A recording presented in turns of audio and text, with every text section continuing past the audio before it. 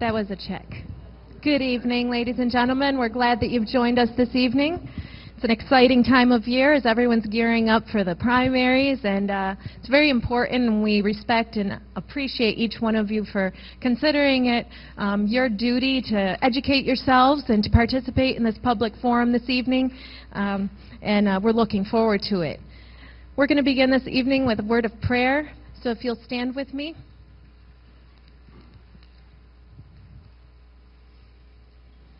Heavenly Father, we thank you for your great power that you have shown on our behalf, for this great land that you have given us.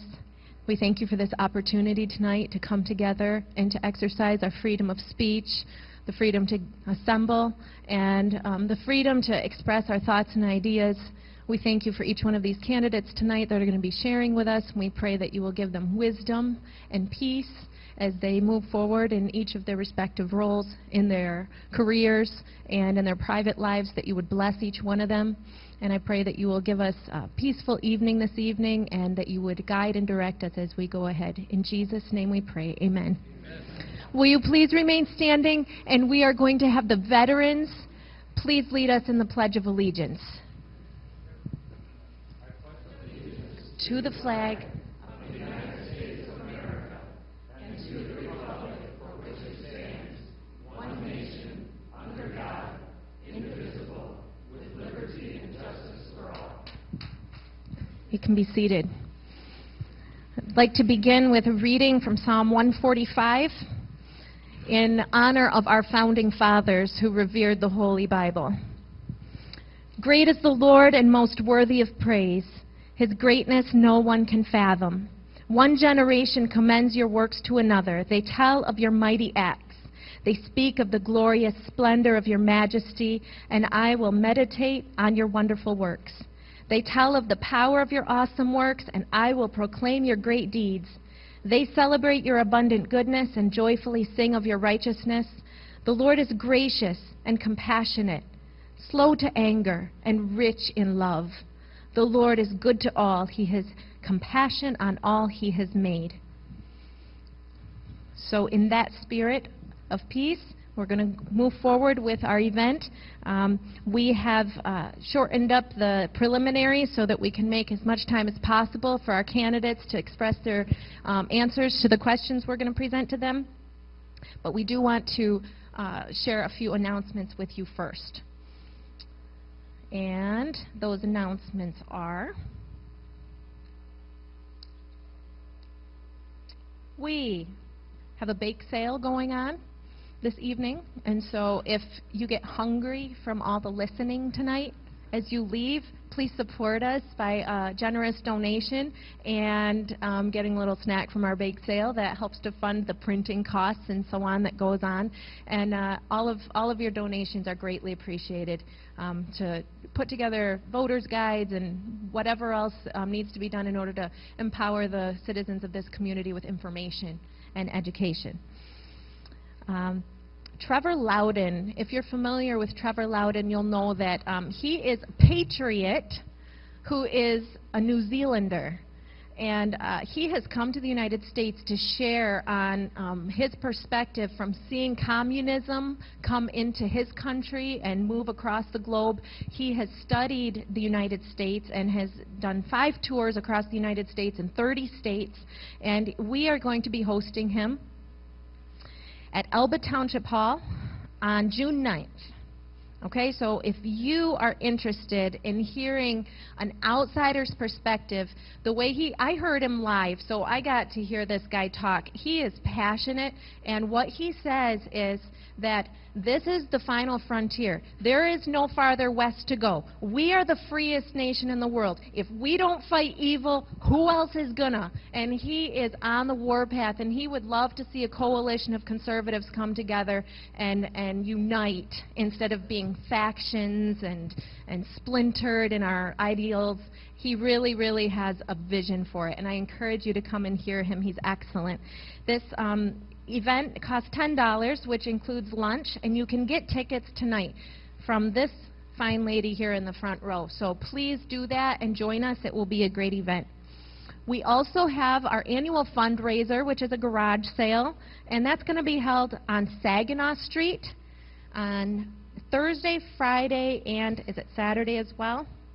Thursday, Friday, and Saturday, June 12th, 13th, and 14th from 9 to 5, okay? 162 South Saginaw from 9 to 3. Please see Joyce Corson or Bill Gupton if you have anything that you would be able to donate.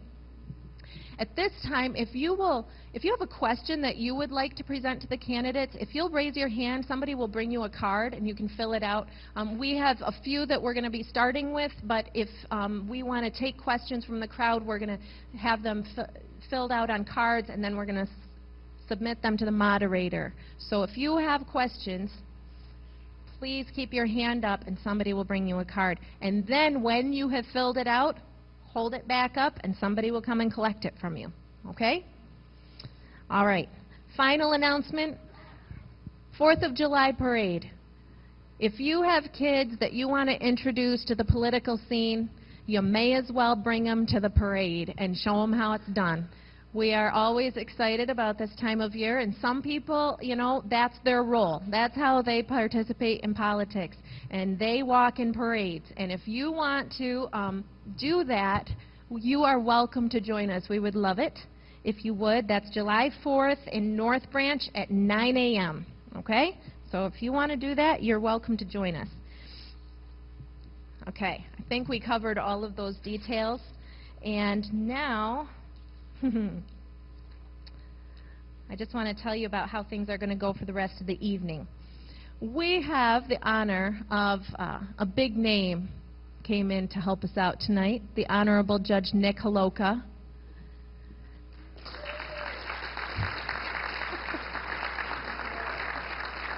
Yep.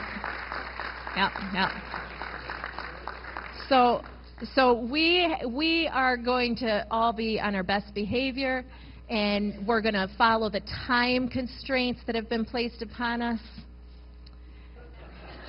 so that we can hear from everybody this evening. Everybody is aware of how things are going to go. We've all gotten on the same page. This is a forum, not a debate, though sometimes things can develop, and we want to have the airing of ideas and the coming together of minds. So we want ideas to be exchanged, but we are looking for peaceful, you know, there used to be town hall meetings that were held in churches for specifically that reason, because nobody was going to draw their sword and kill somebody in the middle of a church.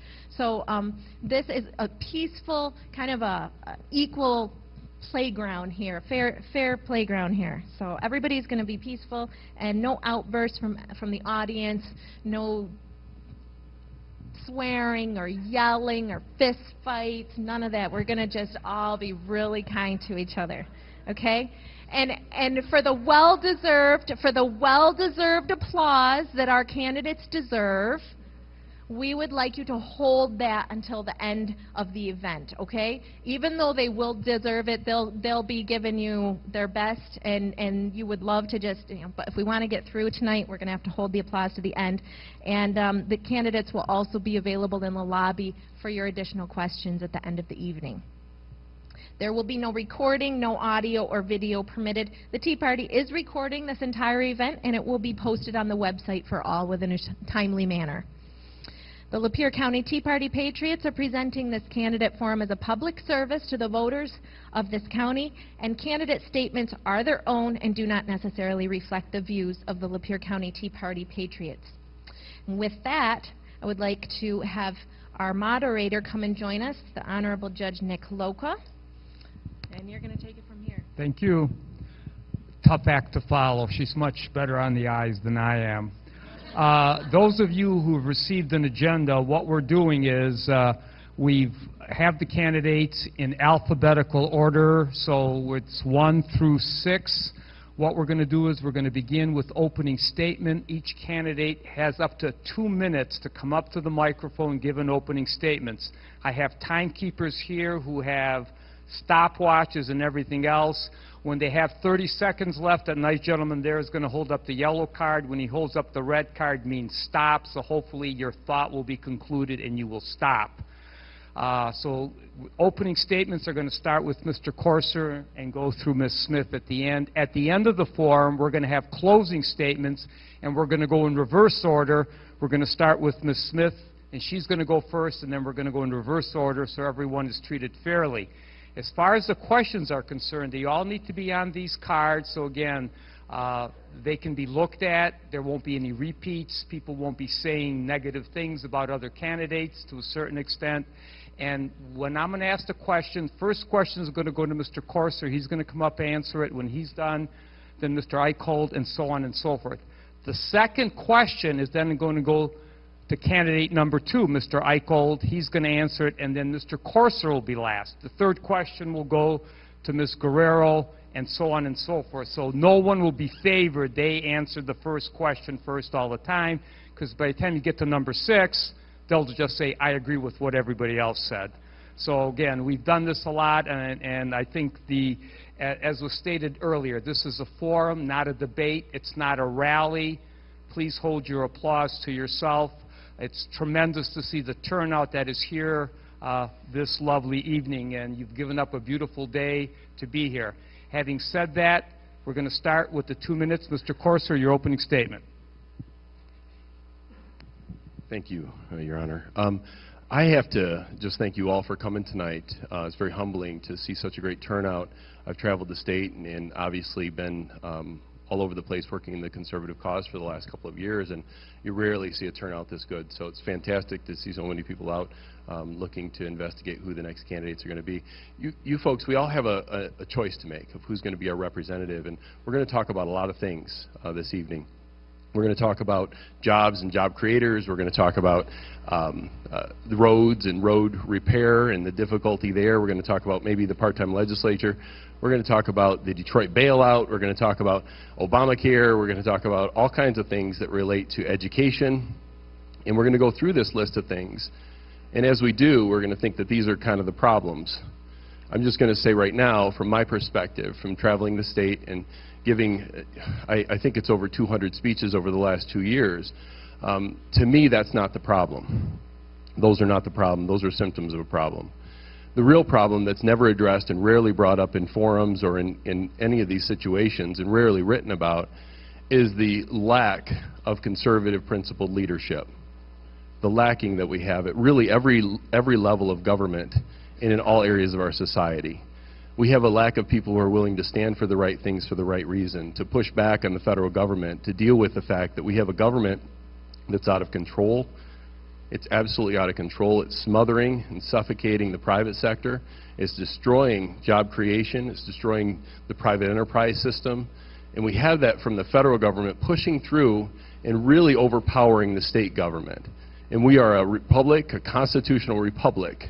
And from my perspective, there are 2 things that matter. First is that we restore the confidence in conservative, principled leadership. And second is that we understand it takes God and His moving to restore the nation. So thank you.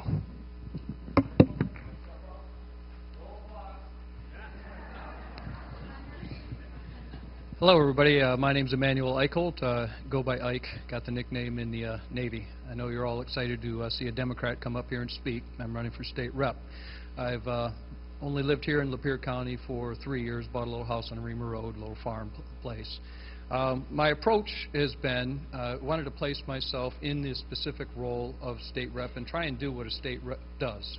So I've been going around speaking to a lot of business people, trying to understand the challenges that the business people are having, trying to understand the impact of healthcare system, Obamacare, talking to patients, talking to doctors, talking to hospital administrators, talking to people about fracking, talking about energy, talking about alternative fuels, alternative energy sources, to try and get to the crux of the problem.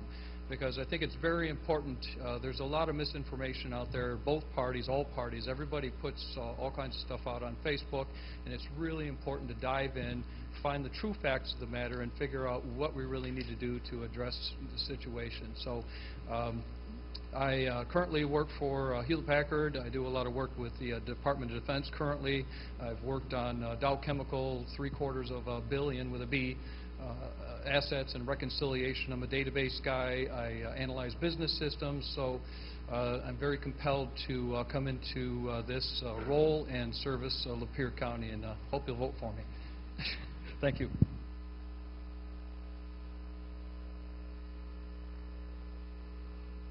Good evening. First, I want to apologize. I have a summer cold, so I apologize for the sniffling. I'd first like to start off by thanking the Lapeer County Tea Party for inviting me to tonight's event. I'd like to thank the Circuit Judge, Nick Holowka, for moderating the meet and greet, and certainly the citizens of Lapeer County that came out to attend this evening's event. A brief background on myself. I'm the former mayor of the city of Imlay City. I was also a city commissioner. I sat on the DDA board, the Downtown Development Authority. I was a planning commissioner. I sat on the Senior Citizen Center board for Imlay City and was the secretary for the Michigan Municipal League's Region 5. I'm a lifelong resident of the city of Imlay City. I'm a third-generation Lapeer County resident. I'm a wife and a mother of 2 small children. I am proud to say that my husband is a 25-year veteran police officer and a 20-year school liaison officer. I've been asked the question, why do I want to be the next Lapeer County State Representative? My reason being is this. I believe that middle-class values and opportunities have built this county and country. It's time to start making responsible decisions in Lansing that reflect those ideals. I want to advocate for the families of Lapeer County at a higher level. I believe it's time we stop attacking each other for being a conservative or a liberal. We need to start working together. That's how we're going to get out of the mess that we're in. Again, I believe that we need to do what's best for our citizens and start making common sense decisions in Lansing. Thank you for your time.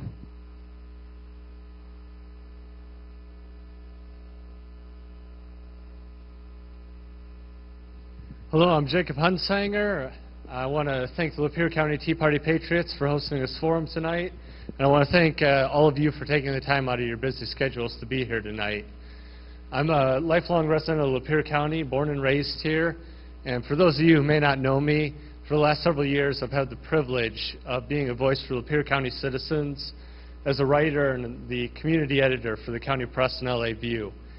It's my experience at the newspaper covering the most important issues of our county, from government and education to business, agriculture, manufacturing, and most importantly, individuals, that I think sets me apart and gives me the skills and the knowledge to be the next state representative of Lapeer County. For those of you who have read the paper in the last few years, you should already know 2 things about me. First of all, that I am a staunch conservative, and second of all, that I absolutely love this county. My fiancée Lynn and I are getting married here in Lapeer at the end of the year. We plan on raising our family here. I'm going to work every day as your next state representative to see all of Lapeer County prosper so that we can raise our children in the same exceptional county that we grew up in. As your next state representative, I want to work to see unemployment finally go down in Lapeer County, to create more and create better jobs in Lapeer County, to promote the businesses we already have, the thriving manufacturing and agricultural communities we have. Being a newspaper man over the last several years, I've had the privilege of being a voice for Lapeer County citizens, and that's something that I've taken to heart and has been an utmost privilege and honor of mine. And so I'm asking for your vote and your support so I can continue to be a voice for Lapeer County citizens now in Lansing. Thank you.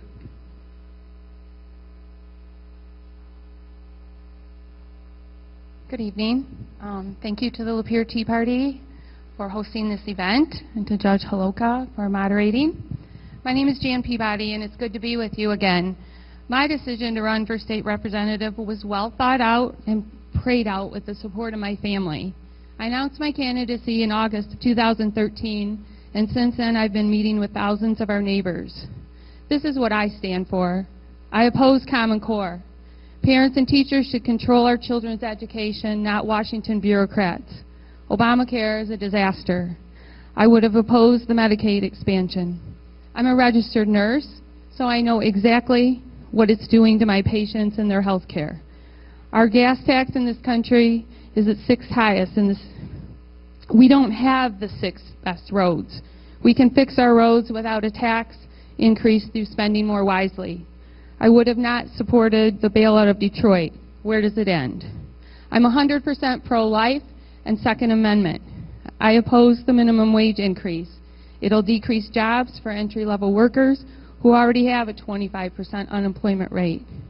I know what it is to struggle and face challenges, to pull oneself up by their bootstraps.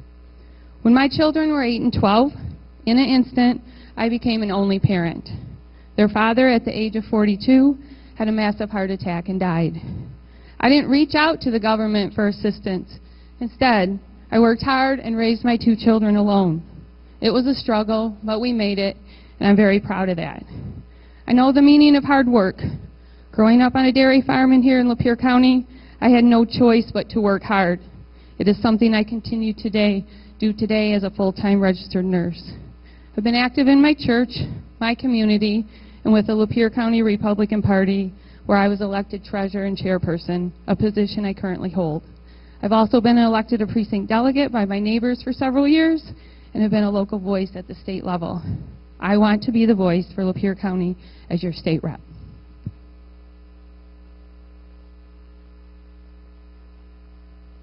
Good evening. I'm Sharna Smith, and I'm going to just jump right in here. Little bio about myself. I'm an Emily City girl, born and raised in Emily City, 4th generation family here in the county. I graduated from Emily City Christian School and Emily City High School. Worked alongside my family growing up in Emily City. They had Kramer's Furniture Store. Some of you older timers might remember that store. After high school, I went to Lapeer Regional Hospital, and I worked for 10 years there. And in 2004, I ran and was elected as clerk of Arcadia Township, and I've been there ever since. I've served 2 years as secretary-treasurer of the Lapeer County Municipal Clerks Association, and I also was a precinct delegate. On a personal note, I was lucky enough to find my husband in the 2nd grade. Not that I was looking for a husband in the 2nd grade, but I found him. And we've been married for 23 years, and we have 2 kids. Why vote for me? I'm ready to continue serving. I enjoy my job as clerk, serving our township residents and the county. And I want to bring the accountability, the transparency, and the honesty to the state level, something that we do on a regular basis at the local level. We need to change the way the leaders at the top think and remind them that the decisions that they make affect all of us. I believe in putting the needs of the people first, making this county and state a better place. Ultimately, the choice is yours to make. Let's keep Lansing local. Thank you. Thank you. I think we got more information from these candidates than you hear from a national politician in 2 hours. My first question, and as I said, if I have to repeat it, I'll repeat it for those that are at the end this time. First question that goes to Mr. Corser and all the candidates, Common Core. What is your understanding of it? Are you for it or against it? And we have a minute on that? Is that how that works? Minute and a half, thank you. Totally opposed to Common Core. Common Core is really European socialist education. It's indoctrination. Essentially the idea that we replace education at the local level with a national education system. And it totally is, if we go in the direction and continue to allow that to happen, we won't be a free country just 1 generation from now. So children are being completely swept into the idea of really no longer educating to think, but really just to follow what they're told. I fought against Common Core through the state convention 2 years ago, kind of spearheaded the front of that through the Republican Party, and I'll continue to do that if I'm brought into Lansing. I think the most important thing that we remember is that education is supposed to be done at the local level. At the local level. Not at the state level and not at the federal level. So wherever you can push that control down to the school boards locally, that's where you need to do that. So I think that's my time. Thank you.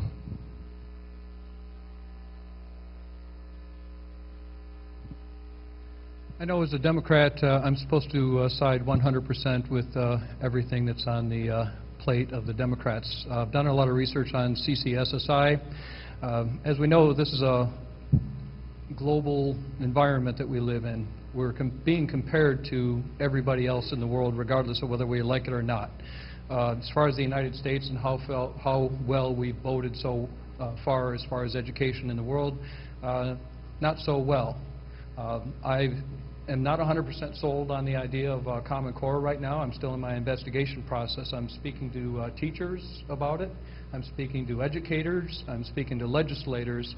And if it is right, then I will push it. I am not 100% behind it. I'm not 100% for it. Sorry to sound wishy-washy, but I've not finalized my investigation. But I do like the idea of having some level of baseline that we work from, because we are being baselined against the world, and that's where our children may end up working. Thank you.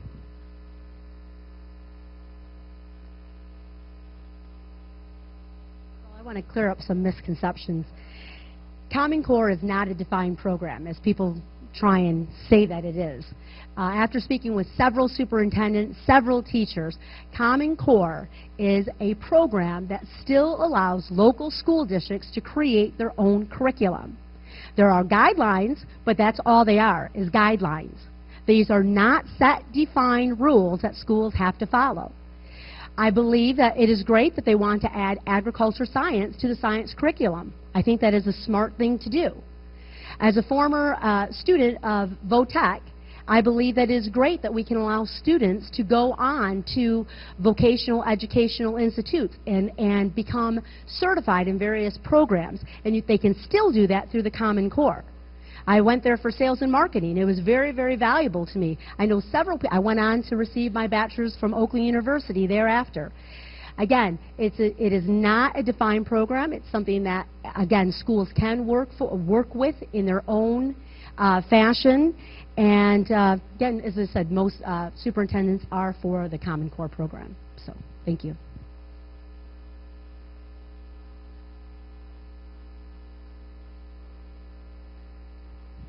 Two years ago, when we revamped the LA View, I made sure I added the education section into the paper, because education is something that is so incredibly important to us. I've worked over the last few years inside the schools, not just going to school board meetings, but being inside the classroom, working with parents, working with teachers, working with students.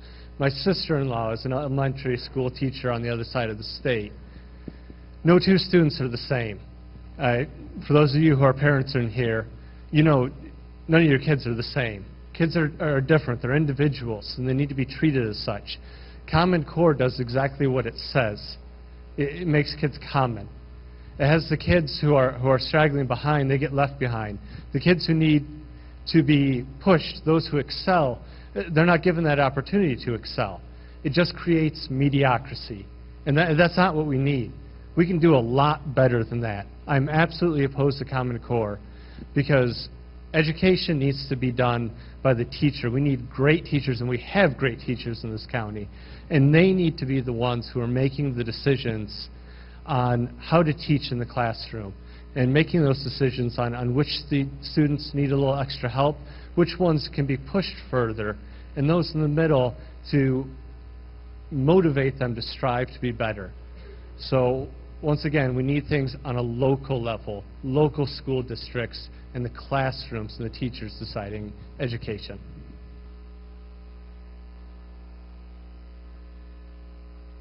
As I said in my opening remarks, I oppose Common Core. The first and foremost who should be making decisions for their children is the parents. Whether they homeschool, public school, private school, that's who should be making the choice. For those that don't have a choice other than public school, we need to continue to support our public schools. But I do not support the Common Core. I don't support it. I would introduce legislation to begin repealing it back out of our state of Michigan, like other states have done.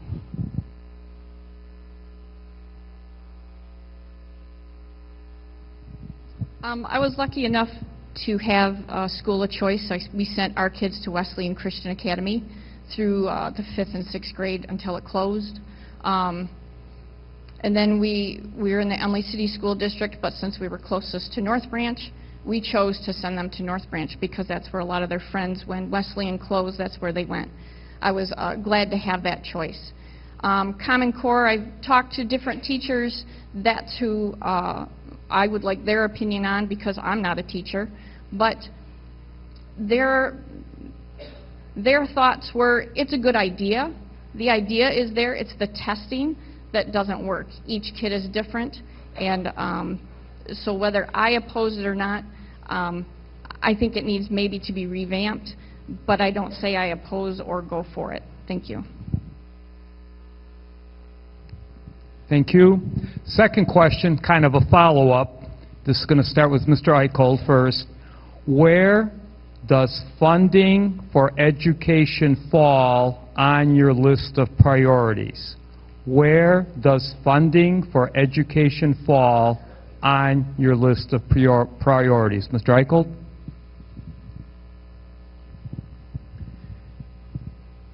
Education for our children in this community, as everywhere, is paramount. I've gone into some of these schools. I've been invited. I'm a technologist. I've done proposals for large school systems, Port Huron, Chippewa Valley. I've seen environments where there's a great deal of funding available to children, network infrastructure, iPads, distance learning, all of these types of tools. Education funding has to be right up at the top. I mean, if we're going to survive as a country and move forward with our children.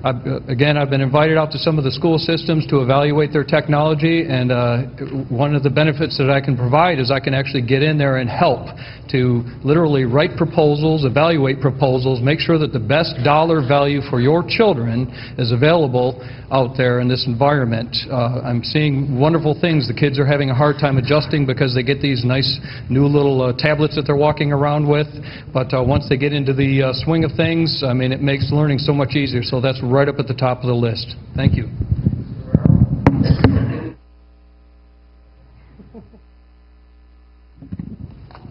That's okay. I always tell people, can you buy a vowel with my name? Guerrero, DeLuca. Okay. I believe our public schools are a cornerstone of a community. I believe that the drastic reduction that our the state funding over the last 4 years has been abysmal. It has definitely affected our student achievement. I'm a substitute teacher for Lapeer County. I substitute for the entire county, Almont, Dryden, Emily City, Lapeer. I apologize, I do not substitute for North Branch. As a substitute teacher, I've had the opportunity to talk with teachers, to meet with administrators and support staff. Our county has inspirational teachers. We have thoughtful administrators. We have excellent support staffs. However, each year, local administrations and school boards have had to decide what or who will be cut next in order to make ends meet. This is unacceptable. We need to prepare our children for the future jobs. Furthermore, I find it very disturbing that for-profit charter schools do not have the same level of transparency that is required for all public schools. Thank you.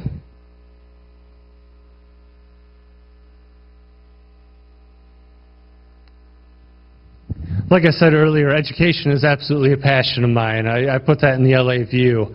Prior to working at the LA View in the county press, I was pursuing a career in grad school as a college professor. Excuse me, as a college professor.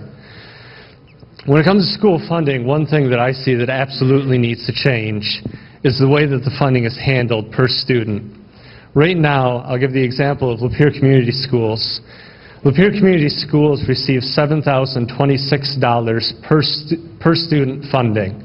And that's for a neurotypical child or a student with special needs. And that means that either the neurotypical students, your average student, is getting shortchanged on their education because all the funding is going to special needs students, or unfortunately, which is all too often the case, the students that have special needs, whether it be children with autism, children with other handicaps, disabilities, they're being shortchanged. And we need to find a better way of making those funding choices to get the money to where it needs to go, to help the students who need the help. And like everything else in government, we need to find a better way of making those funding choices to get the money to where it needs to go to help the students who need the help. And like everything else in government, we need to find a better way of making those funding choices to get the money to where it needs to go to help the students who need the help. things get tied up in bureaucracy. There's way too much mishandling of the funds that are going towards the state. All the money goes to Lansing, and not all of it comes back to the schools. And I would like to see funding for the schools come back to the local district. As local as you can get things, the better.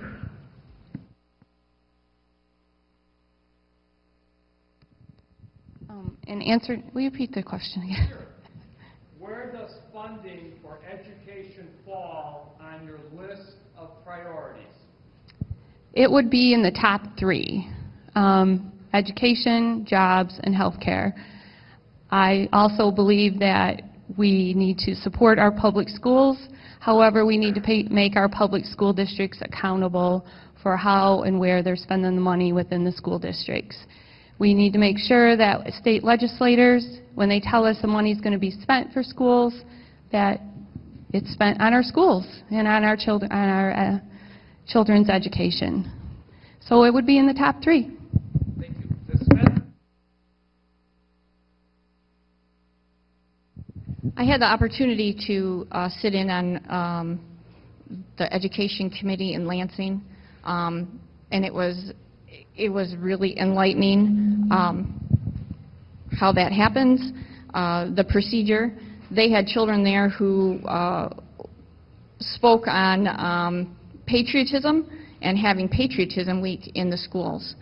I just thought that was amazing. Funding for our pupils in each school, I think, should be across the board in this state. I don't think one pupil in Lum should be less than any pupil in Bloomfield Hills. So I guess education would be top 3 for me. Thank you very much. There was an old commercial years ago, pay me now or pay me later. The other day I was in court. I had a person, 8th grade education. Most of the felons that I see in circuit court do not have a high school diploma. And again, that is a problem here. Oh, I'm sorry, did I cut you off?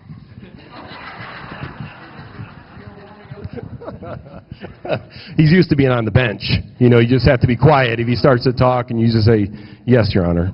No, it's totally fine, totally fine. Really, education it's really important, but I think education and where it's at today, the issue is that really we have an overburdensome federal government that's intruding upon the education policy. Education decisions need to be made by the parents. There needs to be freedom of education, and the money needs to follow the children. That's how it needs to happen. There needs to be a free market for education. So we have to look at what works, and what works is not every child is the same, and the parents are the ones in the best position to determine what's the best education for their children. So, you know, we look at the idea of how does education get funded, the idea that it goes to the public schools or that they need more money. It's an incessant amount of money that they need. It's never enough. They're always building more, and building more, but our education quality has gone down and down and down. And our country, when you look at the literacy rates, you look at the education quality, from when you compare it to other nations around the world, we have slipped and slipped and slipped as our education quality, or as our education funding has gone up. So what we have to do, if we want to improve education, we need to bring it back to the local level, and we need to give parents options for their children. Mine homeschool, that's not right for everybody. Charter schools, virtual schools, we have to have school choice. We need more options for more education options, and then technical. We really need technical skills. We have a whole generation that are growing up that don't know how to do anything, and we need to improve on that. So thank you. I guess it's really my turn now. Kind of a follow-up question in regards to education and preparing young people for the future. Michigan just passed a hike in the minimum wage. Are you in favor or not, and why? Again, Michigan just passed a hike in the minimum wage. Are you in favor or not, and why?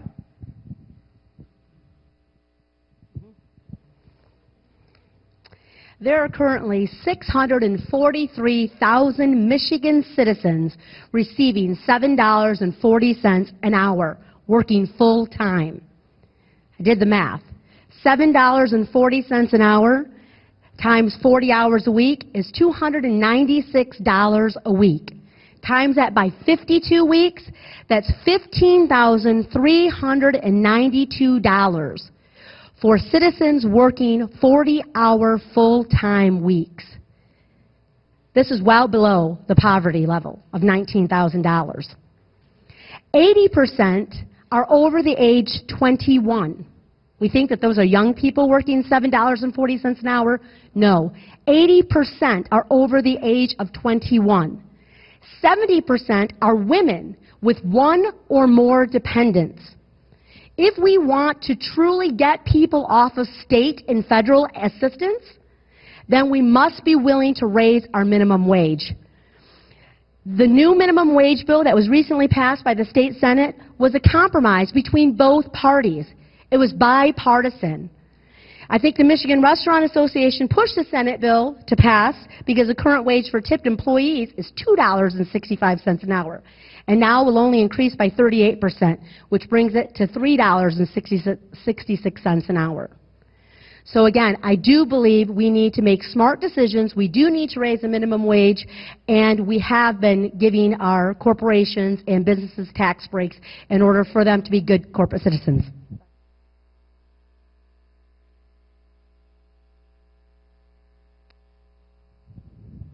Every lesson of history teaches us that raising the minimum wage is bad for business, it's bad for employees, and it's bad for consumers.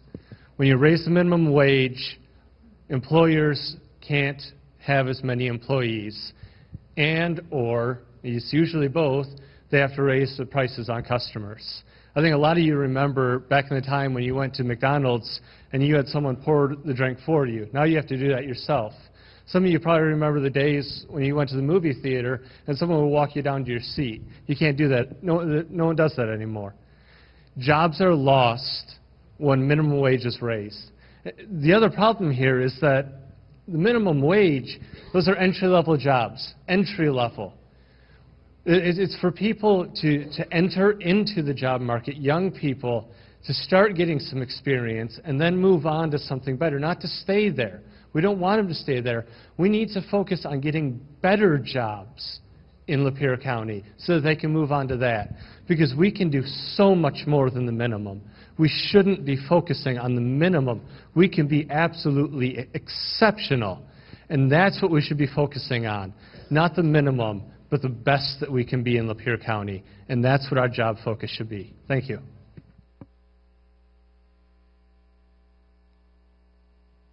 I did not support the minimum wage increase recently signed a couple of weeks ago by our governor. It went from $7.40 to $9.25 by 2018. A study by the University of California at Irvine found 85% of the most credible evidence shows that wage mandates affect job seekers negatively. Our youth in Michigan, age 16 to 20, the unemployment rate is 22%. In Lapeer County, it's 30%. Making it more expensive to hire kids in the entry-level jobs. These are going to be first jobs to go, and our kids are going to have difficulty finding work. Over the weekend, I ran into the owner of the Taco Bell, the Sonic and Taco Bell in Emily City. His stance is he's not going to lay those kids off or any of his employees, but he's going to raise his prices. So we're going to absorb that as consumers. He said, it will affect jobs for kids, but it'll also affect what we're going to pay for those services and commodities that we wish to buy.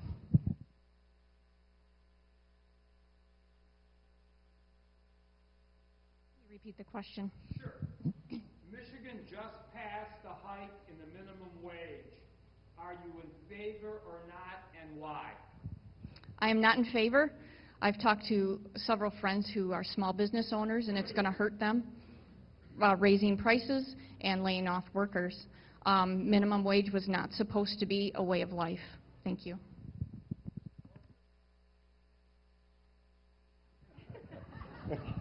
Not forgotten this time. No, that's okay. It's totally fine. No, I'm totally opposed to the idea of the minimum wage being increased.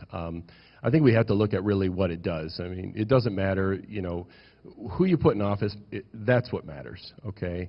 We have a choice to make here. The right course for Michigan is that we look at the idea of we have to have wage flexibility. We have to have it. Now, we put Republicans in power. We have the House, we have the Senate, we have the governorship, and we still get more socialist legislation. This is socialist legislation. That's the idea. It's wage controls. The whole idea is it's top-down central planning. It will reduce the number of people that are employed. It will reduce the number of job providers. It will reduce them. That's what it's going to do. It's also going to reduce the number of people who can get entry-level jobs. Okay, that's what's going to happen. We understand that. But really what happens is people end up selling off liberty and freedom when they get into office. They sell it off because it's politically expedient to them. That's what we're facing. And the Republican Party is no different than the Democrat Party.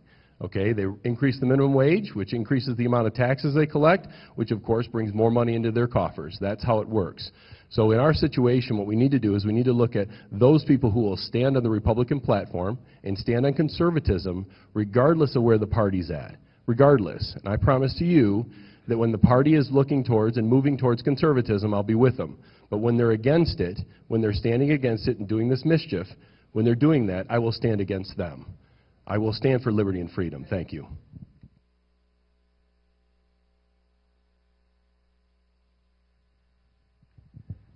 Everyone believes that a minimum wage job is an entry-level job, and I've heard it up here multiple times. I don't know how many times have you gone into a place of employment and seen elderly people, people that used to have a job working in a higher employment scale, and jobs are hard to find. Young people are having to fight with older people because these jobs, the wages, people just have to put food on their table. I am for some moderate level of increase. You know, people aren't going to be working 40 hours a week necessarily. The landscape of the economy has just completely changed, and I think we need to help people out and adapt. Thank you.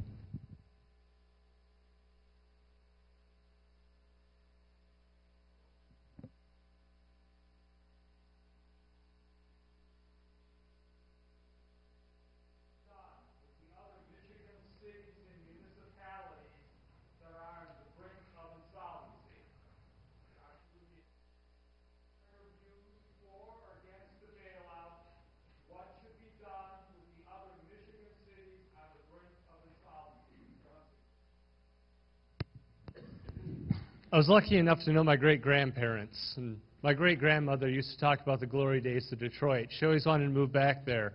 We had a hard time convincing her that it wasn't the city that she grew up in. I'm absolutely opposed to bailing out Detroit. Detroit made its own mess. It made its own bed. It has to lie in it. If you look at the makeup of Michigan, you've got Detroit, Flint, great liberal utopias. You've got Saginaw, which is on the brink there. And then you've got small towns. You've got Lapeer County. That's what the rest of Michigan is small towns. That's what Michigan needs to be focusing on. We need to get back to not focusing on Detroit, not focusing on Lansing, focusing on Michigan. And as much as I want to see Detroit become the metropolis that it once was, that's not going to happen until we get new management, new people in there, not corrupt liberals who are stealing the money that we have to pass laws so that they don't get elected again. We need conservatives in there, and at that time, they'll be able to turn things around. Throwing more money in a sinking ship is not the answer.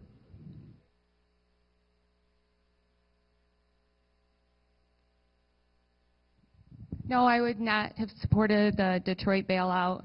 I'm a graduate of the Michigan Political Leadership Program, 2010. And one of our weekends, we went down to Detroit. We spent the weekend in Detroit, and we toured Detroit. Detroit is a really great city. When you go downtown, there's lots to offer. There's lots to do. We have our sports teams with really nice facilities. But and I would love to see a comeback of Detroit. I believe it would help our whole state. However, I do not support the bailout. It's not fair to Lapeer taxpayers to pay for Lansing projects that don't help our own county. It's a bad precedent. No Michigan municipality has ever received a bailout. Historically, Detroit has received lots of revenue from state government when revenue sharing. In 2013, revenue sharing totaled $236 million. Detroit alone got 58% of that. Michigan's other 1,240 split up the rest. So I would not support the Detroit bailout and wouldn't support any other city bailouts in the state of Michigan.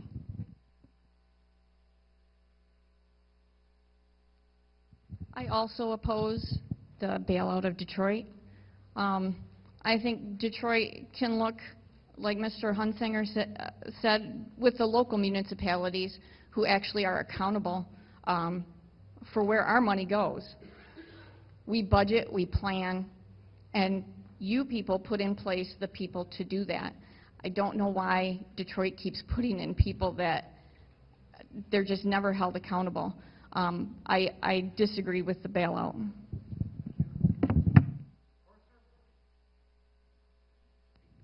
I think all Republicans will say that on the campaign trail, that they're opposed to such things. It's more difficult when you get into office, and then, of course, the party leadership leans on you to support those sorts of things. I'll stand against it. I'll continue to stand against it. If you elect me your state representative, I certainly will stand opposed to having your tax dollars and mine subsidize bad behavior. It's absolutely critical that you have accountability. If you don't have accountability, you keep getting more of the same, and it's like children. You have to discipline them, and sometimes that's hard. And you know, they've had 50 years of Democrat rule down there, and this is what we've got. So if we subsidize it, I can assure you they'll be back in a few years asking us to again bail them out again, and I'm just not interested in doing that. So thank you.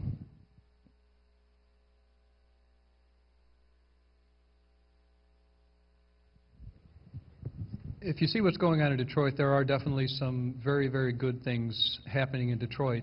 Some of the areas are actually bulldozing houses, and nature is reclaiming back some of these areas. I've personally done work down in Detroit working on Habitat for Humanity, and I'm personally aware of some of the homes have literally had the copper, all of the plumbing taken out of them 6 times. Criminals. They get more funding, they go in there, but the Habitat for Humanity just goes back in, puts the stuff in, somebody goes back. And I finally said, look, why don't you people just take the doors off, lock the place up, put a Doberman in there, you know? I also personally am aware of somebody that I knew in the past that worked in the school system as a union carpenter that was intercepting trucks full of equipment and stealing that equipment off of the trucks, selling it to private individuals. I tried to report that situation to the emergency manager, and they didn't want to hear about it. Net of it is, I think they need a lot more oversight down there. They don't need more money.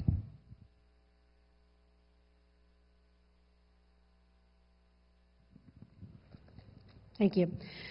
I believe we should oversee some financial assistance to the city of Detroit, and it's for the city employees. Many of you don't know, but 80% of fire and police personnel do not receive Social Security. They only receive their pension. We need to do this for the employees' sake. They worked 30 years plus for their pensions, and they should be able to receive what they were guaranteed. We talk about other Michigan cities on the brink of insolvency. Our current administration had cut our revenue sharing by 30% for all local municipalities. That's little cities, townships. As a former mayor of Emily City, we saw our revenue sharing, which was not great, but it very much helped our budget, go from $100,000 to $70,000 automatically. 30% was cut off. And this was for all local municipalities, City of Lapeer, Village of Almont, you name it.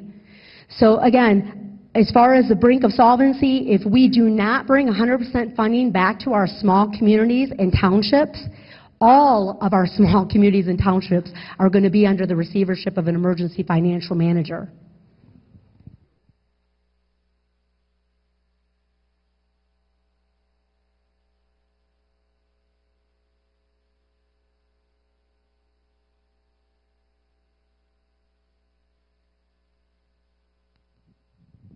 No, I would not raise the gas tax.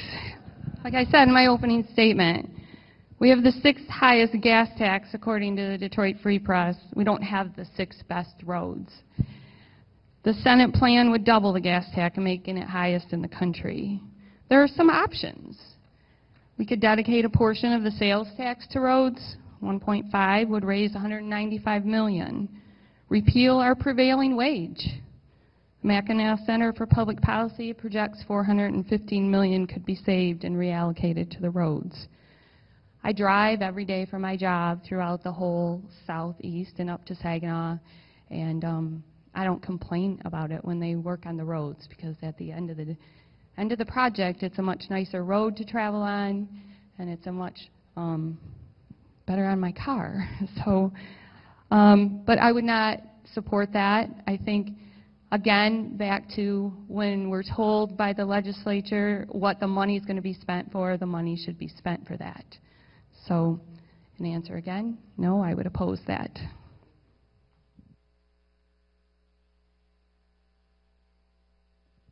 My answer is also no. The House bills, there's a few of them that went through, and they're trying to help with this situation, and that's much appreciated. I understand these bills are now in the Senate, and they're being changed a whole lot. I'd like to see direct funding to local jurisdictions so they can be held accountable to put that money towards the roads where they need to go. Mr. Corser? No, I'm against it's the gas tax, right? We're still on, okay, just wanted to make sure. No, I'm against the idea of increasing the gas tax. I would certainly vote against it.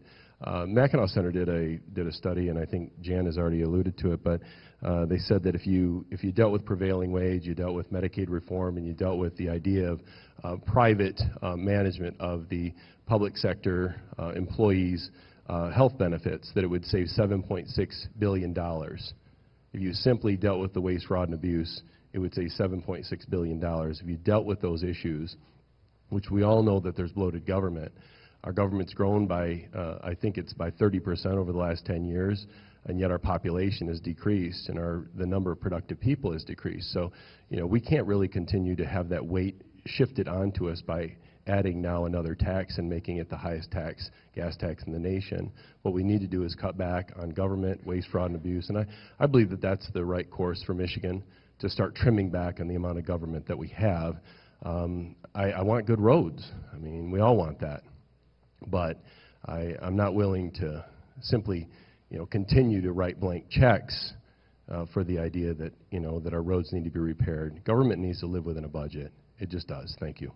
Thank you. Mr. Eichbolt, please.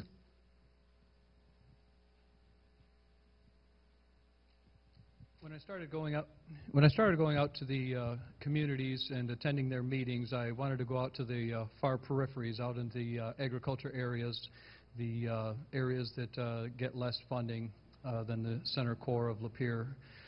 Their biggest concern about the gas tax and the way things have been going is you have this pot of money that stays way down here, and maybe some of it gets out there to the perimeter, maybe it doesn't. Mr. Pearson of the Road Commission is making a proposal of 1.85 mills that's going to be on the ballot. I think he's got everything he needs to get it on the ballot, and personally I'd like to see that millage go through, because they are guaranteeing that the millage that comes off of based on 1.85 for your taxable value of your house, that money gets earmarked specifically for your township. So it's not a central pot of money that the state just takes and puts wherever they want, distribute it, you know, not necessarily where it's supposed to go, and it's going to help the outlying communities as well. So no, I am not for a gas tax increase. Thank you. Ms. Guerrero, DeLuca.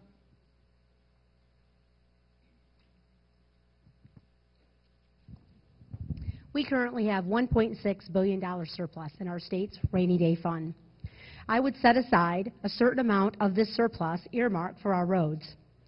Local jurisdictions, as was mentioned, do not have enough money in their budgets to set aside for their own local roads.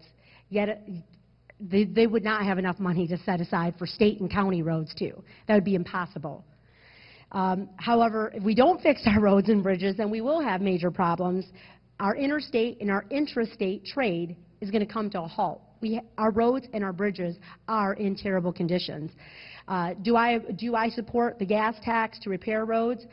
No, I don't. I think we need to look at all means of how we can accomplish this.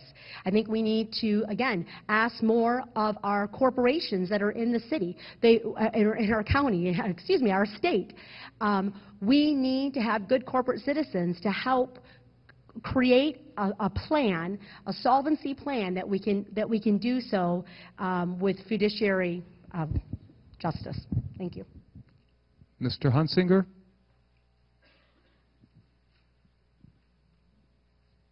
I am absolutely opposed to raising the taxes on gasoline. If you hired a gardener to mow your lawn and you came back at the end of the week and he hadn't mown your lawn, would you say, oh, well, the problem must be I'm not paying him enough? I'll pay him more money and maybe then he'll mow the lawn. The problem is bad management. As I understand it, the proposal right now to raise the taxes on gasoline has special language in it that says that the money collected from that has to go to the roads, which means that the money being collected already, a good chunk of it isn't going to the roads. That's the epitome of what's wrong with our government right now. And a lot of people say they're against the gas tax hike, but they can't give you a real solution. I can give you a real solution. It's about 20 miles northwest of here. KM International, it's located in North Branch. They're a manufacturing plant that makes asphalt recycling equipment. Right now, MDOT is set up that they just take the lowest bidder, no matter equality to the dollar or anything like that. They take the lowest bidder on things.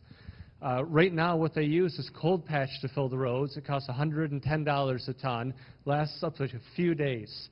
The asphalt recycling equipment from KM International costs $20 a ton for their asphalt, and it lasts a year and a half. And their equipment only costs $100, $200 more than the equipment that MDOT's using right now.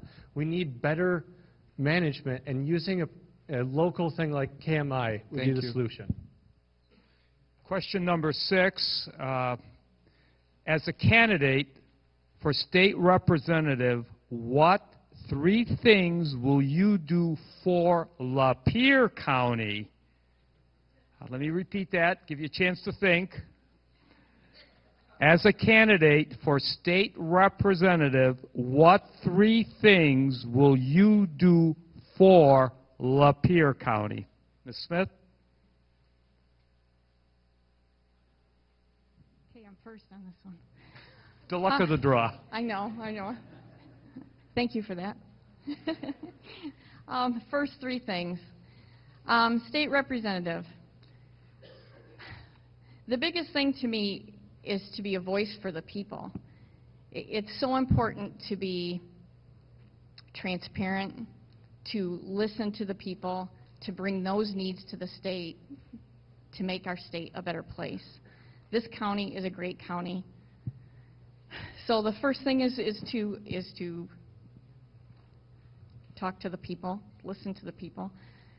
Number 2, jobs, regulations with small businesses. I'd like to see more jobs created with less red tape for these businesses. The third thing, you know, being first really stinks, but I might have to think about it. Mr. Corser? Yeah, it's tough to go first. Sorry about that, Sharna. No, I think that there are 3 main issues. One is to be a representative that's going to be a strong voice for liberty and freedom. You know, we have the parties, and both of the parties have been more than willing to continue down this progressive road. And so myself, that's the first thing. That in reality, to look at really the situation we have in Lapeer County doesn't get better unless the state gets better. And the state really needs to become a more, obviously a more inviting climate for job providers. It has to. We can't be around last in the nation, 47th in the nation, and think for a minute that we're going to attract employers. It's just not going to happen. Second, my first one, obviously, liberty and freedom. I'm going to go 4 if I can do it in the time. The second one, really, I think, is to push back on Obamacare. I think it's absolutely vital that we have voices that are willing to stand, to push back on what we call Medicaid expansion, the idea of Obamacare exchanges, to be a strong voice there. We have to have that, and our party has been willing to move in the direction of advocating for socialized medicine. I'm against that. And the final thing, obviously, is to deal with the waste, fraud, and abuse on the road situation. So I guess those are 3.5 or 4. Thank you. Thank you. Mr. Eichbolt?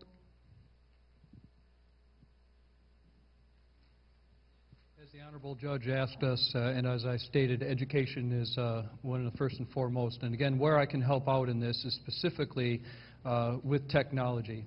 I will ensure that our children are getting the best technology that is possible out there with the affordable technology. Healthcare is another thing. Let's face it, Obamacare is here right now.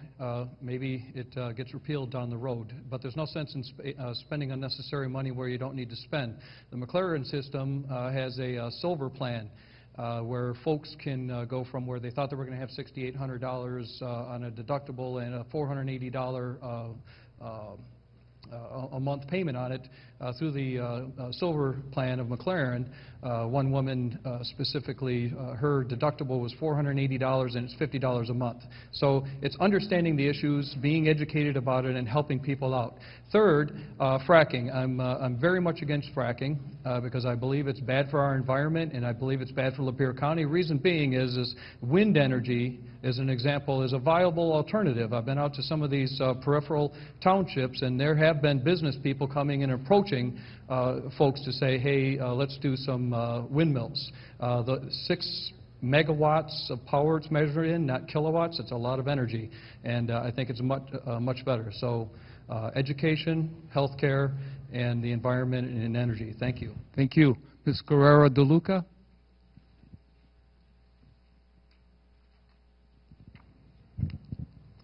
My 3 items are job creation, roads and bridges, and public school funding. Job creation. The 2013 Kids Count report reported Lapeer County with an 11.8% unemployment rate. That was compared to the state's 9.1% unemployment rate. So we need jobs in our county, but not just any jobs. We need jobs that you can support a family on. We need skilled trade jobs. Roads and bridges. Our local farmers, we need good roads and bridges. They need good roads and bridges in order to make a living, in order to trade and have interstate and intrastate commerce going. So we need safe roads and bridges in our county. And last, again, public school funding. We need to restore funding to our public schools. Our children deserve better. We need to prepare our students for jobs in a global market. Not just those starter minimum wage jobs that we were all just talking about, but we need to get them going and prepare them for the global market. Thank you. Thank you. Mr. Hunsanger?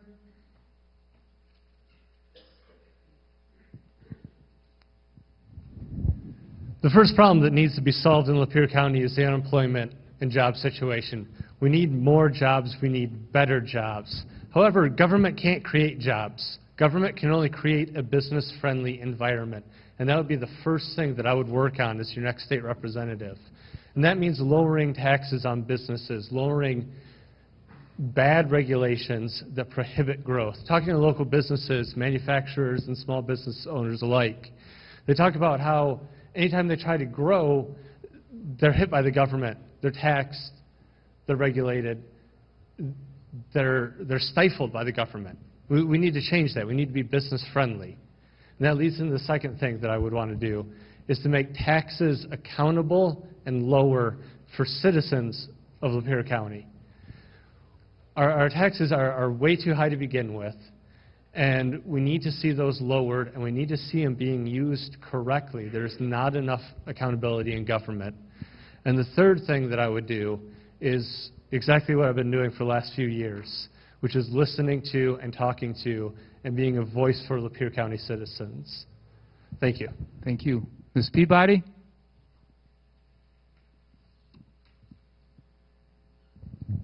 The first thing that I would do is what's been in my platform since I announced my candidacy is jobs. Look at what we can do to work with our local business leaders and our elected leaders on what challenges they're facing in creating jobs in this county.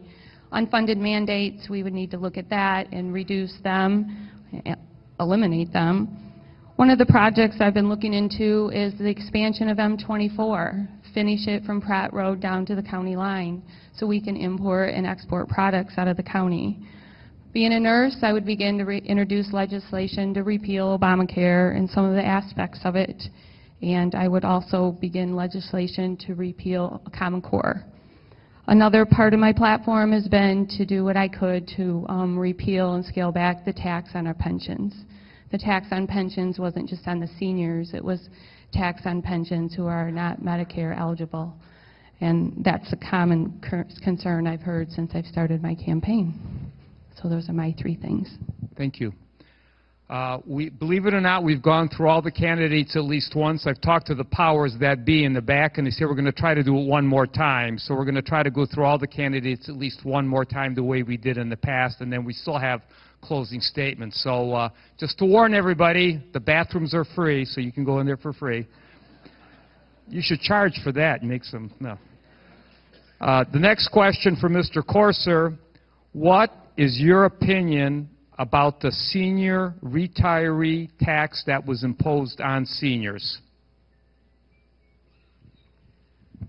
I certainly am opposed to the idea of the pension tax.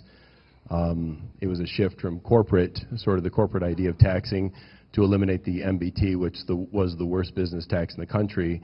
The problem is that, of course, the Republicans didn't, of course, eliminate and put that on the back of government. What they did is put it on the backs of our seniors, who are on the fixed incomes. And so I'm certainly opposed to the idea of the pension tax as an income tax. I think we really need to be moving in the other direction and eliminating the income tax altogether. You know, the states that are growing don't have an income tax. They have less regulation. There's less stifling of businesses. The opportunity for free markets and for the private enterprise to grow, it's necessary to have consumers, and consumers need money, and you can't take out hundreds of millions, if not billions of dollars out of the economy from residents' pockets and think that they're going to have money to spend on businesses. So we need to deal with the fact that we can't simply shift the tax from corporations into individuals and think that that's going to help our economy. It's not. It's just simply not. So I'm opposed to the idea of continuing in the direction of increasing any taxes. We need to cut back on government. We absolutely need to cut back on the size and scope of government. We need to move towards liberty and freedom and people having opportunity again. Private enterprise, that's what we need. So thank you. Mr. Eichbolt?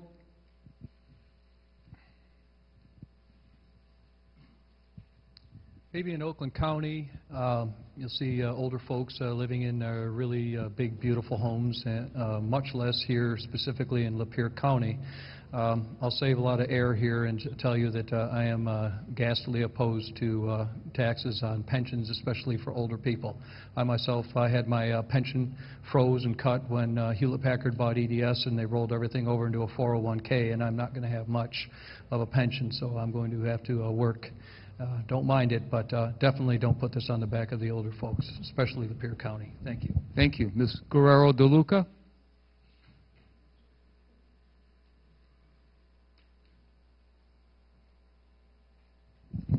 Well, I definitely am for repealing this senior retirement tax.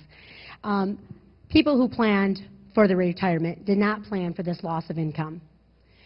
However, the state had to find a way to make up that money of the $1.8 billion that we gave to large corporations. So therefore, we did the senior retirement tax, we took away the child tax credit, the earned income credit, etc. How did we pay for that $1.8 billion? By all of you and us up here in this room.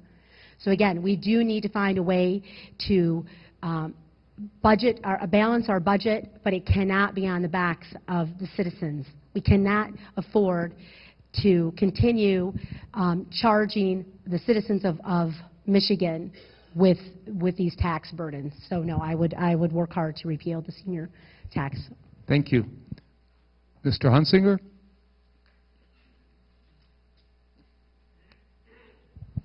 I'm also opposed to the tax on seniors' pensions. I was then, I am now, more every day. Desperate times call for desperate measures. That's the guise that was used to pass that piece of legislation. And what it was after Governor Granholm and Democrats controlled the state running into the ground for years, they had no place else to turn. They didn't have the young people. They were fleeing the state. They didn't have people with jobs. Unemployment was skyrocketing. They had to go after someone. They went after seniors. That's absolutely wrong. That's not the way that you make a stable economy. Raising taxes anytime is not the way you make a stable, growing economy. We need to lower taxes. We need to get rid of the pension tax, especially on seniors. We need to create a business-friendly state that's going to create jobs, that's going to create revenue, and that's how you make the money for the state. Thank you. Thank you. Ms. Peabody? Like I said in the previous question, that is in my platform that I announced in 2013 that I would introduce legislation to repeal the tax on the pensioners. They're not all seniors. Some, they retired thinking they would get a retirement, and now they have $1,200 to $1,500 less to spend in the economy.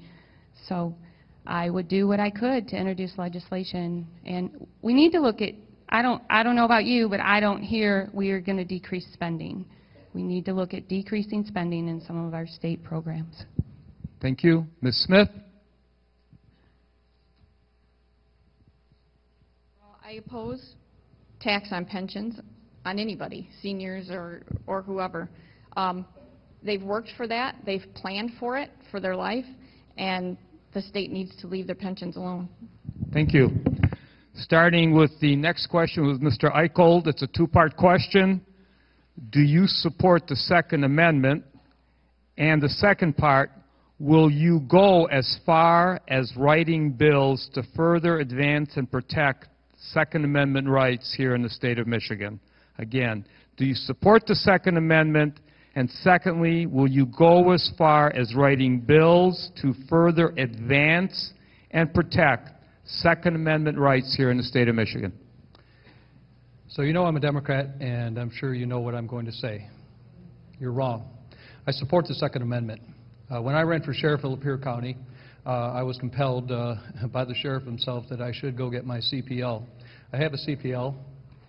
Don't worry, I don't have it on me. I know the laws. I'm a hunter, I'm a fisherman, I'm a sportsman, and I do support America's right to bear arms. It's in the Constitution. It's debatable to some people, it's not debatable to me. And yes, I will write legislation to help further it. You know, I don't think every person needs to be running around with a fully automatic weapon with 500 rounds draped over your shoulder. I did run into a situation with a gentleman in Appletree. He came in and he had his pistol on his shoulder, and I had talked to him in the gun shop. He works across the street at the gun shop, and my intention was to go over there and say hi to him. And I'm a friendly kind of guy. I like the deputy, so I leaned over and said hi. He's like, whoa, hey, back off, man. I almost pulled my gun. I said, why do you need to pull your gun? We need to be responsible about it, but I do believe that people do have the right to bear arms. Thank you. Thank you. Ms. Guerrero, DeLuca?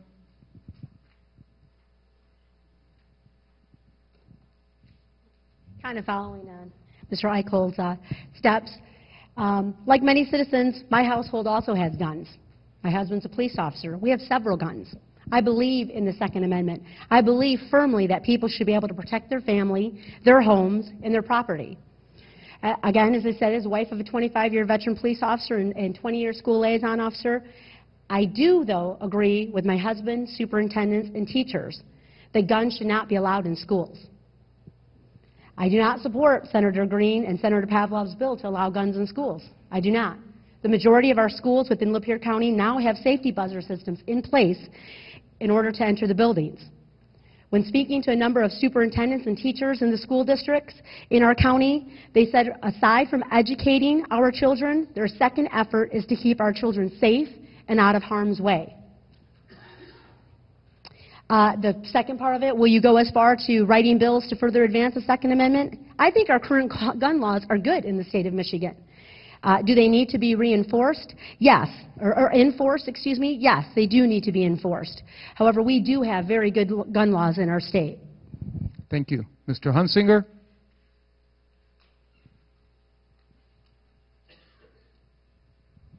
I am absolutely 100% in favor of the Second Amendment, and I would do anything, always, to protect that right.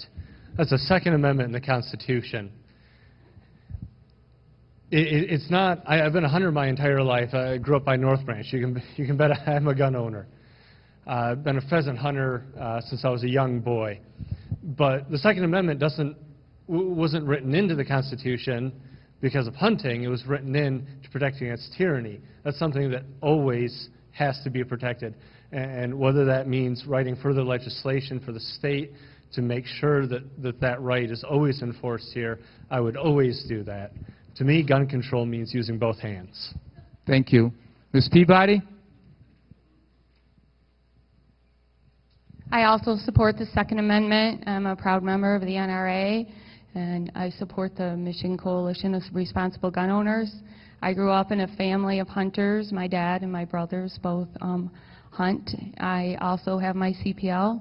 And so, yes, I would introduce legislation at all means to protect our Second Amendment rights in the state of Michigan. Thank you. Ms. Smith? Two-part question, right? Two-part, do you support the Second Amendment? And secondly, will you go as far as writing bills to further advance and protect Second Amendment rights in the state of Michigan? The short answer is yes and yes. I support the Second Amendment, and I would support definitely legislation to keep that freedom for all of us. Protection is important even in schools. I think if the outlaw knew that the schools were armed, I don't think they would probably, chances are they probably wouldn't enter and start, you know, doing the horrendous things that they do. Thank you. Mr. Corser?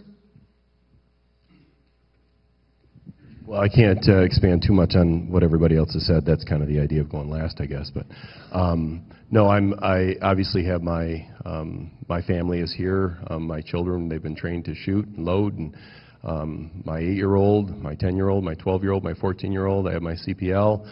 I honestly don't think you should have to have a CPL. The Second Amendment is the Second Amendment. You shouldn't have to pass more laws to protect the right that we have under the Constitution, the Second Amendment. It's a ridiculous notion. The whole idea of writing legislation is to limit your right, to limit it. That's the idea. So wherever we can bring more freedom and liberty and opportunity for people to exercise their Second Amendment right responsibly, obviously. Myself, I believe that the idea of gun-free zones, they attract guns that are being carried by criminals. You know, that's the idea. So wherever we can further, especially with schools and other venues, we need to bring that back into the idea of it being a right for all Americans to keep and bear arms. So thank you. Thank you. Next question begins with Ms. Guerrero DeLuca. It's follow-up to what we just talked about. There was a proposal for enhanced CCW, carrying a concealed weapon permit, that allowed an individual to carry in most places that a regular CCW did not allow. After the incident in Sandy Hook, the shooting, the idea was dropped. Do you support the idea of an enhanced carrying a concealed weapons permit with additional training? I can repeat it, but if you got it, we're good. Kind of answered that already in my last go-around. Yes, right before Sandy Hook, there was legislation that reached our governor's desk to pass being able to carry guns in schools and in bars and in sports arenas, etc. As I said, I guess I'm coming from the background of a wife of a police officer. No, I do not believe that you should be able to carry guns in schools. And again, if you talk to the majority of the teachers, of the superintendents, of school boards, they don't want that either. Okay, I have 2 small children. I have a 5- and a 6-year-old. My daughter's just starting kindergarten this summer. She's actually starting year-round school. So I don't believe that that's a place for it. Emily City is lucky enough that we have a school liaison officer, my husband. He is there. He does have a gun. He is on site. He does go to all the schools. More school districts are trying to bring back funding to get their liaison officers back. Almont is trying to bring their liaison officer back. They had to let go due to municipal budget cuts. So school districts are trying to bring that back. Can you repeat the last part of the question? I'm sorry. Sure. Do you support the idea of any kind of an enhanced concealed weapons permit with additional training? Okay. All right, thank you. Again, training is the uttermost importance with guns. And when my children do get old enough, they will be trained on how to use a gun to protect themselves and their families and their property. Again, I think there's a time and a place. Bars, I don't think that bars are the appropriate place. You have alcohol, you have impaired judgment going on. Emily City recently had a very terrible fight last summer in a bar. I can't even imagine what that would have happened if people would have been having guns on them. That hurt, and that person's going to the hospitals could have been a person going to the morgue. Thank you. Mr. Hunsanger, same question, please. Just the opposite. I absolutely would support the idea of an enhanced concealed carry permit with additional training. Where do the mass shootings happen? In gun-free zones. It's an oxymoron. Criminals, especially mass shooters, they like knowing that they're going someplace where no one else can shoot back at them. That's what criminals like. So if we had a special permit with the additional training, and the people who are going to go through that additional training, just like the people who go through the training to get their concealed carry, are responsible adults. And to go for the additional training, yeah, absolutely I would support that. And I'll bring up the way that I learned how to use guns. My father taught my brother and myself both how to hunt, and it was how we were raised with guns. Was taking out pheasant hunting. We started at the age of 5. Went out in the field with nothing. Next year we went out, we were on the dog duty. We had to carry the leash, hold the dog. Then we went out with a fake gun, then a BB gun, then an unloaded shotgun, and finally, by that time, we were old enough to go out hunting with our hunter safety permits. And by that time, with all of that training, we knew exactly what to expect. We knew exactly how to handle the guns safely. So yeah, with the proper training, I would absolutely support special concealed carry. Thank you. Ms. Peabody? Sure. There was a proposal for an enhanced CCW permit that allowed to carry in most places that a regular concealed weapons permit did not allow. After the Sandy Hook incident, do you support the idea of an enhanced carrying concealed weapons permit with additional training? Yes, I would support that. I think any training that is offered, I would support it. It's a choice. It's an option for people to have in case they're placed in a situation where they may need that type of permit or that type of training. Thank you. Ms. Smith? I kind of like going last. Or not last yet, right? Sorry. Yes, absolutely. That's my answer. I would support that. Thank you. Mr. Corser? I feel like that's just a follow-up to the question I already did. Obviously, if anywhere you can bring more freedom and liberty, again, I fall back to the Constitution. It's the Second Amendment. You fall back to the principle. If you understand the underlying principle for any one of these questions, you'll understand really the proper role of government and it being restricted and restrained so that liberty and freedom really is for the people. See, we're not supposed to be under their authority. They're supposed to be under our authority. The whole idea of the Second Amendment was because the founders knew, they knew really darn well, or even stronger than that, what would happen with the growth of government. They understood it. They understood it from the idea of Europe. They understood it from the king. They understood the idea of being serfs in a serfdom.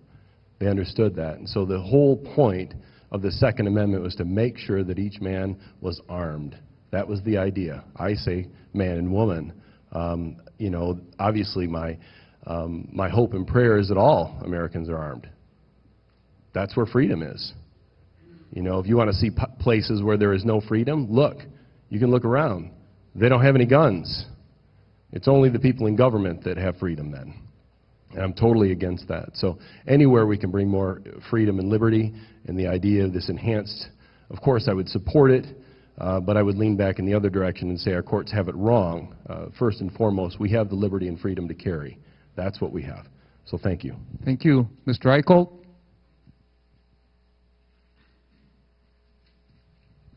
Sign me up. I'll be the first one in line. I think training is paramount. I mean, if you folks know kids that do airsoft and paintball, I've known people that are totally against guns, but they let their kids play with airsoft and paintball. They walk around with these guns. They're literally weapons, and parents think they're toys. Training, first and foremost, with your kids.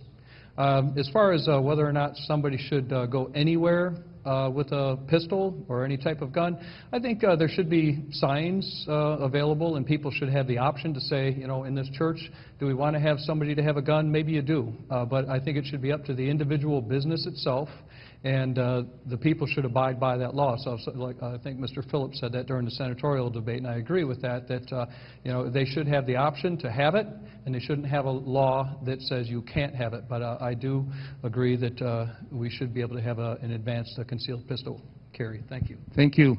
Next question to Mr. Hunsanger. With regard to the rule of law being the Constitution of the United States and the Constitution of the State of Michigan, what do you think the role of government should be regarding same-sex marriage? I only read them. I don't write them.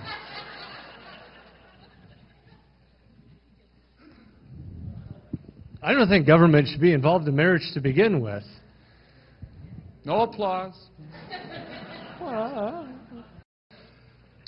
Historically, you look at government was never involved in marriage. It was always the duty of the church. That's why anyone, if you ever do ancestry, you eventually have to find the local parish from wherever your family came from, because the church is the one who did all that.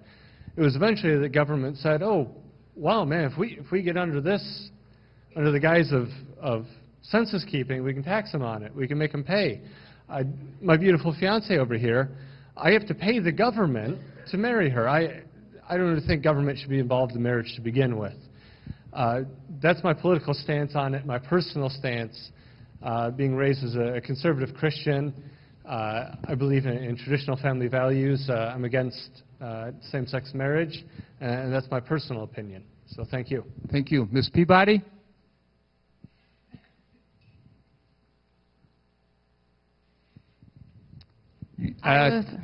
Based upon the Michigan Constitution and the U.S. Constitution, what do you think of the role of government should be regarding same-sex marriage? I don't believe the government should be involved in marriage, and I believe marriage is between a man and a woman. I was brought up in a conservative Christian home with two very loving parents, and I attribute that to the person that I am today. Thank you. Ms. Smith?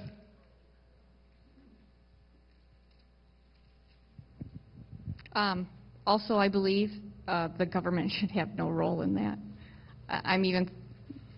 I guess I'm not surprised this day and age that something like this comes to that point. Marriages between a man and a woman, I would never, ever support legislation otherwise. Thank you. Mr. Corser? I'm a traditional marriage guy. You know, I think that there is something fundamental about the idea of marriage. I don't like the idea of government being involved in anything. I really don't. Anything that involves our society. My personal opinion is that the reason that we have this debate now is that in reality what's going on is they're trying to normalize same-sex marriage, which the direction is not going to be government not involved in marriage. It's going to be government promoting same-sex marriage, and then they're going to be teaching it to the children through the schools. That's the whole point, okay? And they're going to use it as a form of tyranny over the rest of us who think that traditional marriage really is something that God is God-honoring and really is the role for morality in our society. That in reality, that's the building block of the family. And so the idea that we say, well, government's not going to be involved, they're going to be involved. What they're going to do is they're going to push same-sex marriage. It's just going to be another form of tyranny, and they're going to indoctrinate children in the direction of being homosexuality is going to be normalized. And so anybody that speaks out about that, is going to be suppressed and pushed down. And your freedom and liberty regarding religion and freedom of speech are going to be curtailed because they're going to be a protected class. That's what's going to happen. Thank you. Mr. Eichbolt? I am for traditional marriage. Thank you.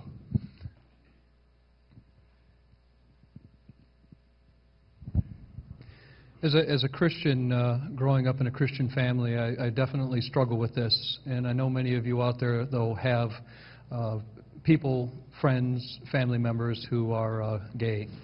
I have friends on Facebook, they post things like, you know, we have a right to be happy, and I have to post back to them saying, marriage doesn't necessarily mean you're going to be happy.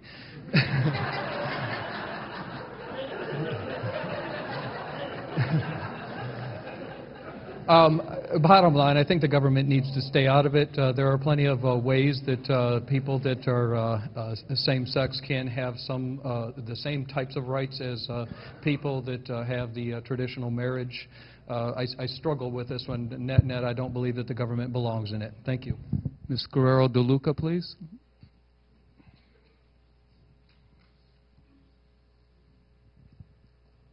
As I said earlier in my opening statements, that I think that there should be bipartisan and that we should stop attacking each other on various issues. And so I'd like to say that I completely agree with all the Republicans of what they've said today. I agree that government should not be involved in marriage. It's between two consenting adults. And furthermore, I believe that one cannot ask for limited government on things that they feel are constricting or unjust to their persons, and then want the government to oversee and make strict laws for other citizens on issues that they do not believe in. Thank you. Thank you. Next question, starting with Ms. Peabody. What is your position on fracking, and would you support stronger regulations to protect well water and other safeguards?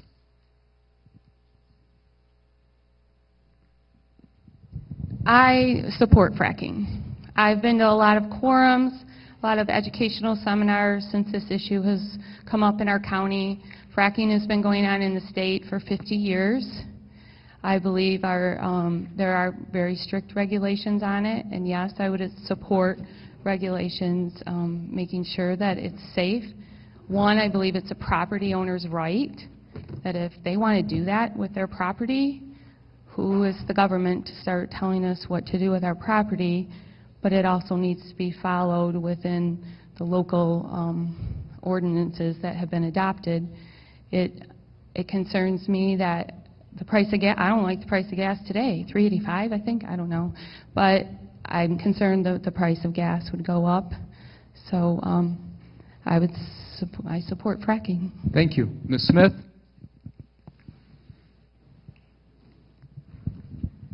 Okay, I support fracking to a point. I've attended meetings too. They've been put on by the Sierra Club, which is really one-sided. I'm a type of person that needs to hear both sides before I make any kind of judgment. We all need to educate ourselves on the process, and I'm so happy that people are interested. I'm also for the freedom to do what you want with your land. We have a resource, though. We didn't all walk here. We didn't all ride our horses here. So we do need the gas if it's used in Michigan, if it benefits us and the country. What I don't support is the chemicals. That's kind of a vague area with at least the companies, that they don't have to give their recipe of chemicals. So I'm against contaminating the water supply for sure. So I really believe that there needs to be more education about it. Thank you. Mr. Corser? I always lean towards the idea of giving people liberty and freedom to use their property. You know, the idea of growth, being able to, you know, take care of your own land and be able to, you know, sort of move out in any entrepreneurial direction that doesn't hurt other people. So you're always balancing that, the need for energy, the need for people to use their own private property, and of course the idea of the environment, because we're all affected by groundwater and the difficulty there. I'm not a subject matter expert. I have a limitation in that area when it comes to the idea of fracking, and just from speaking to people, the idea is that they shoot 15,000 psi into the ground, and one of the things they do always put in there is diesel fuel. So there's some amount of chemicals that go in, and so I'm not really knowledgeable enough to be able to say, hey, you know, it's bad, but I know what happens in other states, and I think if it's done and done well in regards to the regulation, and if there's some disclosure or some way of being able to deal with that, then I think you have to allow people to be able to use their own property. I mean, we need to be able to have the energy and allow people to be able to do that. So, but right now, does there need to be more regulations? I'm just not, I'm not well versed enough to be able to determine what's going on in other states in that area to determine what kind of problems they've run into with these situations. So thank you. Thank you. Mr. Eichbolt?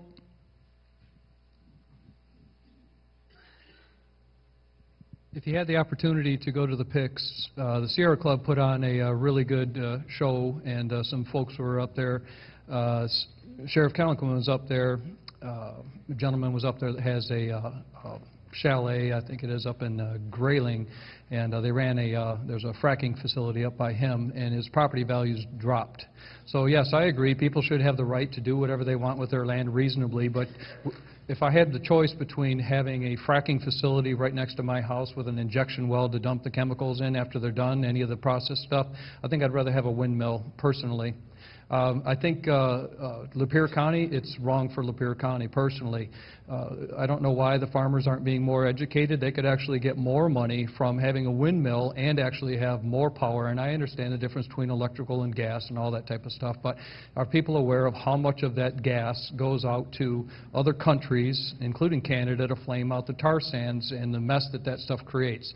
Look at the movie Gasland online on YouTube if you have a chance to take a look at it, and you can see in Pennsylvania how bad it can go if it goes bad. It's wrong for Lapeer County. Thank you. Ms. Guerrero, DeLuca, please.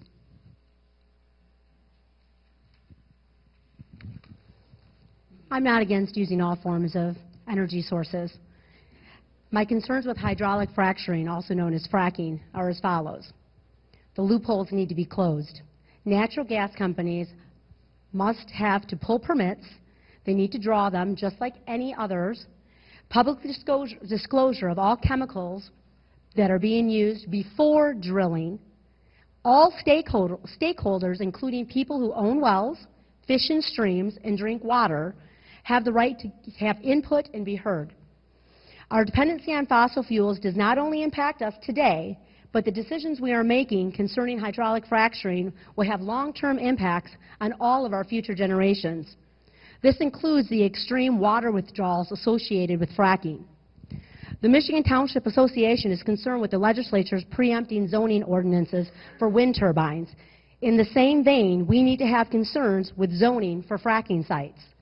Individuals who have worked hard to buy and build houses are seeing their property values decline because their property is situated in a proximity of a fracking site. They're actually not on it. They're just in a proximity. A senator, and I won't mention the party, was asked about fracking. He said he was for it. When he was asked if he would mind if his neighbor had a fracking site on his property, he said absolutely not. So we must be willing to invest today in solutions in order to protect all of our tomorrows. Thank you. Mr. Hunsanger?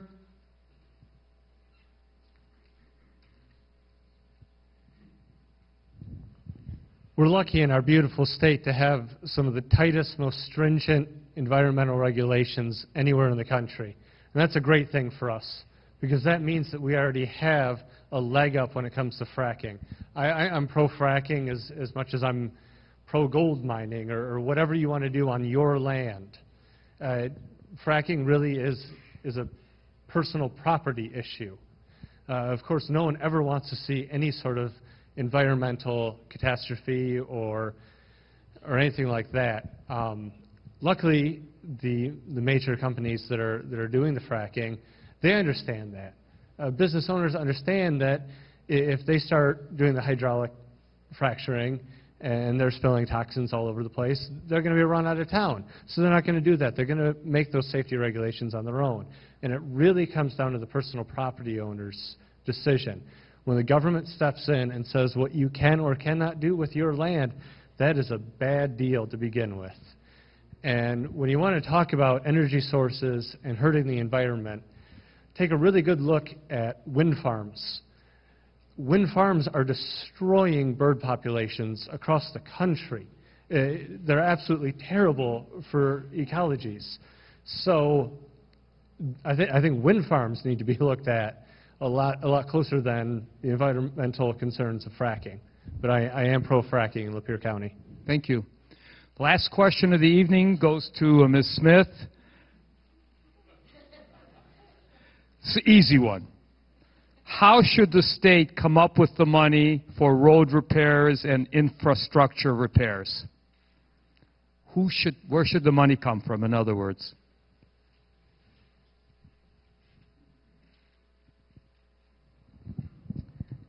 Okay. I think that money needs to come from the MEDC, Michigan Economic Development Corporation. They give an obscene amount of money, grants, subsidies to filmmaking, to these green companies who, under Granholm, I think 4 out of the 8 went bankrupt. You know, give that money back to us. Bring it back. I just think that that's choosing which company to give that money to is ludicrous. Thank you. Mr. Corser?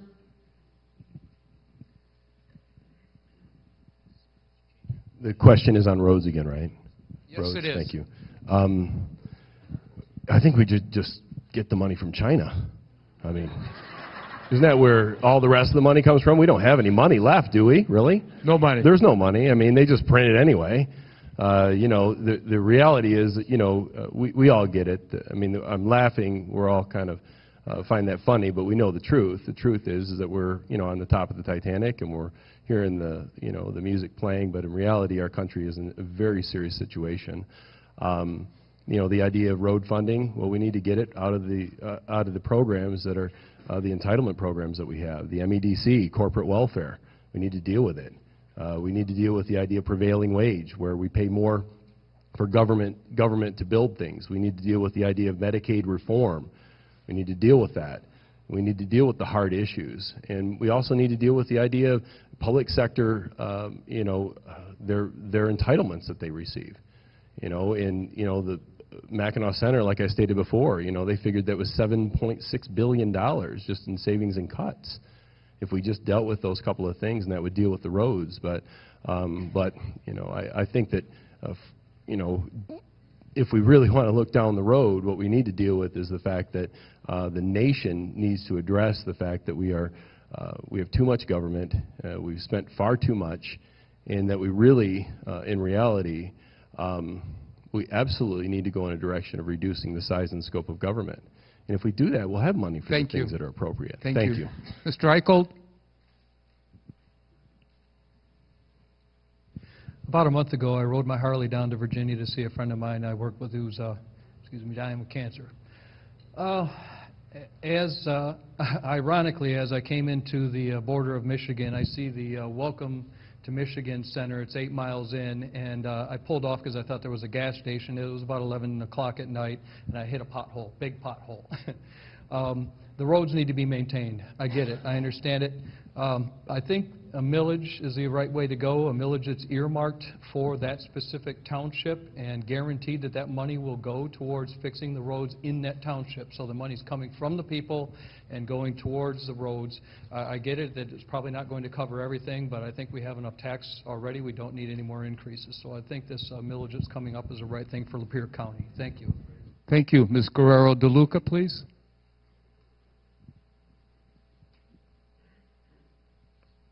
As I mentioned earlier tonight, we have a $1.6 billion surplus.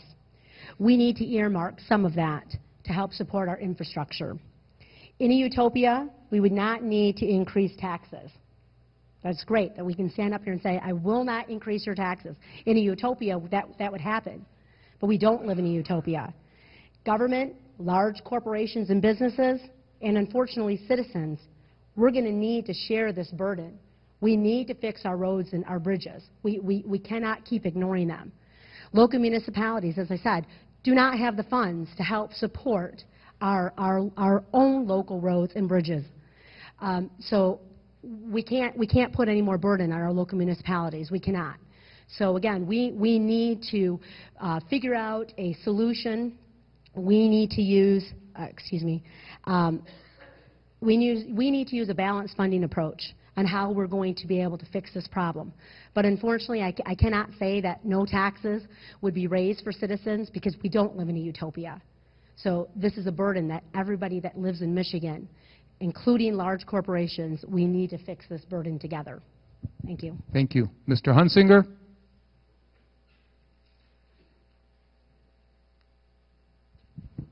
I've road tripped across the country a couple times, and I can tell you, probably a lot of you know this, we don't need a welcome to Michigan sign right at the state border. You can tell when you cross over because you hit potholes.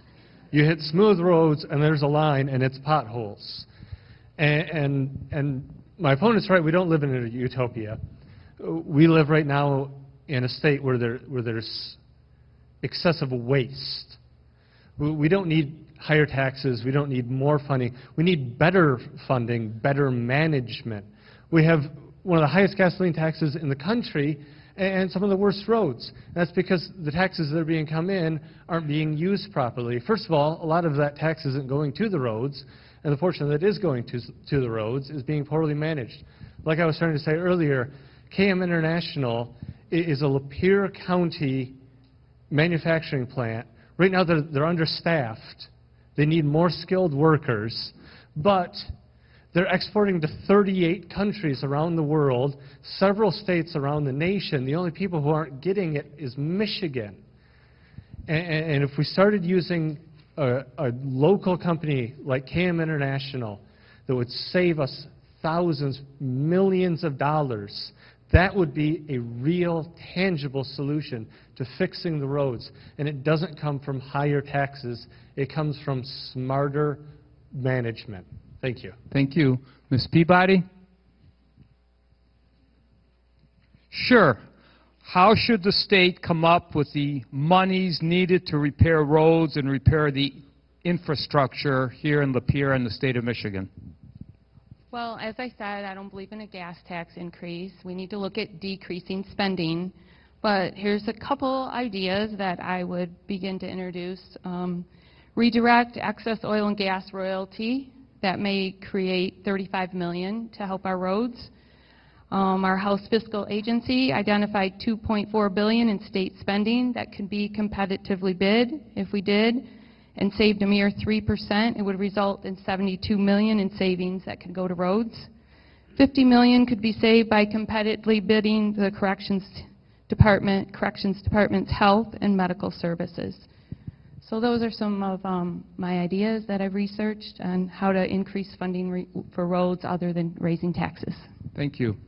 That's the end of the question period. What we're going to do now is we're going to start in reverse order. We're going to start with Ms. Smith, and she's going to give her closing statement. Each person is going to give theirs 2 minutes, and at the end, it'll be the end. Ms. Smith? Okay, first of all, I'd like to thank the Tea Party for having this forum. About 5 years ago, maybe 2009-ish, I remember standing on the courthouse lawn in Lapeer here with a tea bag in my hand with a bunch of other people.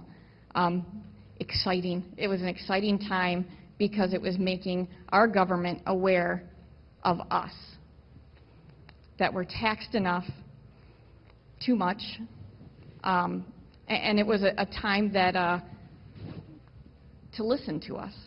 So I really appreciate that time. Not so long ago, I gave a jacket to Salvation Army, and I was going through the pockets, and I had the tea bag in the coat. But since then, you know, the idea there is the patriotism. It was really full of life. It was a lot of fun. It was exciting. Since then, I feel that the patriotism is a little clouded. I would really like to see our state build back the foundation of what our founding fathers had an idea for us. I would be proud to serve as your next state representative. And in the words of Ronald Reagan, government's first duty is to protect the people, not run their lives. Thank you. Thank you. Ms. Peabody? Again, I want to thank the Tea Party for holding this event and for all of you for coming out tonight. I'm asking for the opportunity to be your voice in Lansing and to represent you. Just as I have for the past 9 months, I will continue to work hard every day and be worthy of your support. I believe my life experiences as a mom, a nurse serving and working with people, a believer, make me qualified to be your next state representative. I'd like to share a quote with you by Thomas Campbell Clark. He was a Supreme Court Justice from 1949 to 1967.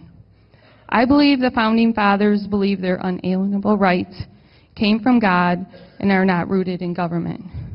Freedom originates with God Himself. It would be an honor to serve as your next state representative. Please vote on August 5th, and thank you. Thank you. Mr. Hunsanger? Thank you again to everyone, all of you, for being here tonight, for listening to our different opinions, our different stances on all the issues. And thank you to the Lapeer County Tea Party for hosting this, and Judge Holowka. As I said in my opening remarks, for the last several years, I've been the voice for Lapeer County. I've been a voice for Lapeer County in the county. And I want to continue to do that in Lansing now.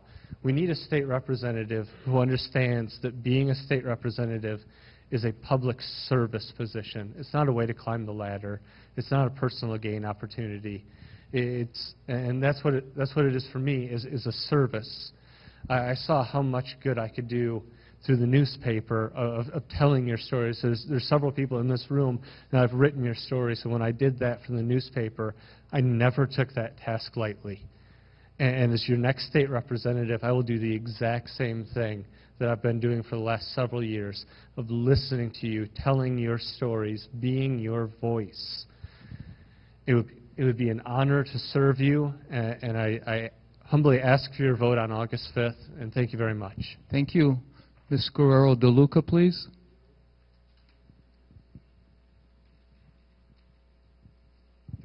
First of all, I'd like to thank the Lapeer County Tea Party again for having me here this evening. I'd like to thank the members of the audience. I hope I've answered all of your questions this evening. I have given truthful, transparent answers. If you elect me as your next Lapeer County State Representative, I will work tirelessly to represent all citizens in Lapeer County. I have the experience. I know what needs to be done. I will work across the aisle. I will work with the Republican Party to make common sense decisions that will benefit all of us. I will do my best to make our middle class strong again. I'm asking for your vote. Thank you, and God bless. Thank you. Mr. Eichbolt? First and foremost, go out on my Facebook page. I did go out to the windmills, and there are no dead birds. That's a fallacy. Secondly, and I apologize, Jacob, but I wanted to read this to you because I'm a different type of Democrat, I think you'll find, but these words are very important. A liberal, someone who looks ahead and not behind, someone who welcomes new ideas without rigid reactions, someone who cares about the welfare of the people, their health, their housing, their schools, their jobs, their civil rights, and their civil liberties. Someone who believes we can break through the stalemate and suspicion that grip us in our policies abroad. If that is what they mean by a liberal, then I am proud to say I'm a liberal. That's John F. Kennedy. And again, there's a lot of hatred out in this political arena, and I think we should a lot of times ask ourselves, what would Jesus do? Thank you. Mr. Corser? I want to thank everybody for coming out tonight, and thank my children for doing such a good job of being quiet out there. I can't see you right now, but you guys get ice cream tonight. And my wonderful wife for bringing them out tonight. So I thank all of you. It's humbling to come from Lapeer County, such a fine group of people, and I love it here. And I thank all of the candidates for running. Some of you aren't aware of what a tremendous sacrifice it is to run for state representative. It is a grueling process, not just for the candidates, but for the families and for those people that are close to them. And it's a tremendous weight. And so myself, this is about, we can talk about all the policy stuff. This is about conservative principled leadership and what's the right course for Michigan. And I believe what needs to happen is that we need to move back to the Founding Fathers. We need to look at liberty and freedom. We need to look at the Constitution. We need to have people who have the fortitude and the courage and determination, the religious conviction, and the morals to stand against all of the schemes that happen in government. I think it's absolutely essential that we look at not politicians for these positions, but people who really have the grit to go in and make the decisions and make the determinations and really lead. That's what's important. Because when you get there and it's all different and the pressure is huge to conform to the system, and the Democrats want to take us and leap us in the direction of socialism, and the Republican Party wants to creep us in that direction. And I believe what we need to do is we need to take back our government for the people. So if I'm elected as your next state representative, if I am, first and foremost, I look to God, and then I look to the Constitution, and then I look to each one of you. And that's where really we're going to turn the country around. It's about building and rebuilding those relationships that matter in our community. Thank you. God bless you. Thank you very much. That concludes the candidate forum. Again, I don't know if you realize how difficult it is to sit up here with these lights blinding you. Again, they really answered your questions, which is not like the national politicians. So again, I think this is the time to give them all a round of applause.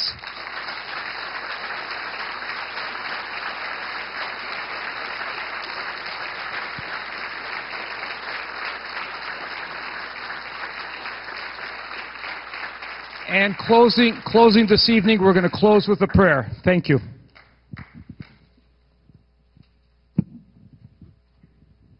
I'd like to personally thank each one of you for your candor this evening and for your forthright answers and your concise answers as well. We really appreciate it. I remember when I was first coming aware of the political scene, and I remember feeling a sense of fear about maybe a terrorist attack or the economy failing, but nothing sent a chill through my soul as when I felt afraid to speak my mind about a political topic. And that's when I got involved in politics. And each one of you have great courage, and each one of you who speak your mind on a daily basis to your friends and neighbors have great courage, and please don't be quiet. So as we go through this political season, each one of us, whether we agree with each other or not, we need to let these ideas be known. We need to have conversation with our friends and our neighbors. And when I got involved, I became quickly aware of a young lady who shared my sentiments, obviously, because she was someone who took action. And I was surprised to see her lovely face tonight. And some of you may know who she is. She was really the seed and the founder of this organization, and her name is Danette Lowry, and she's with us this evening from out of town. So we welcome her. She's going to share a few words with us.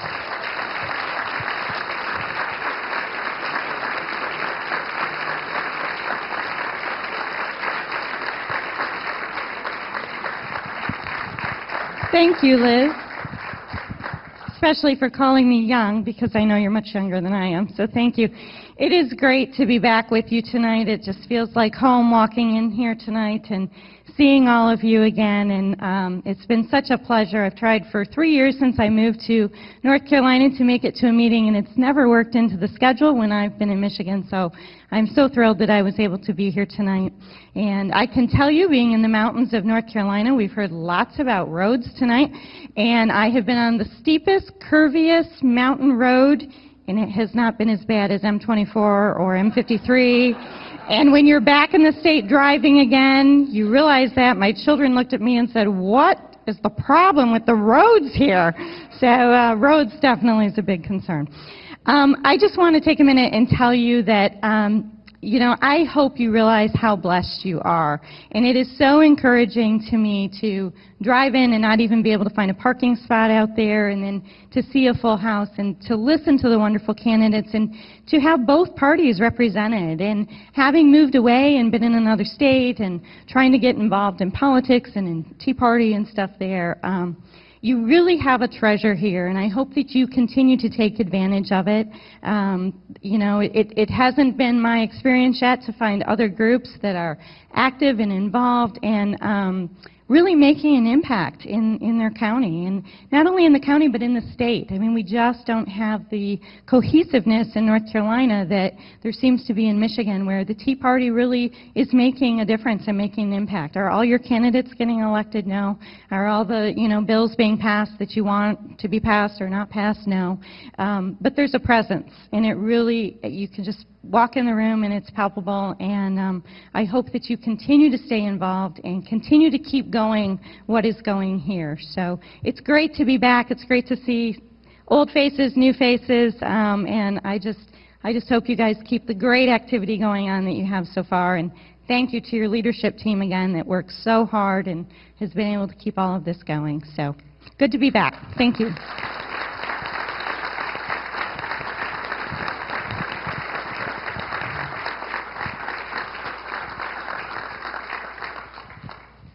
And I'd also like to thank our gracious moderator, our Honorable Judge Nick Holowka. Will you give him a round of applause? Thank you.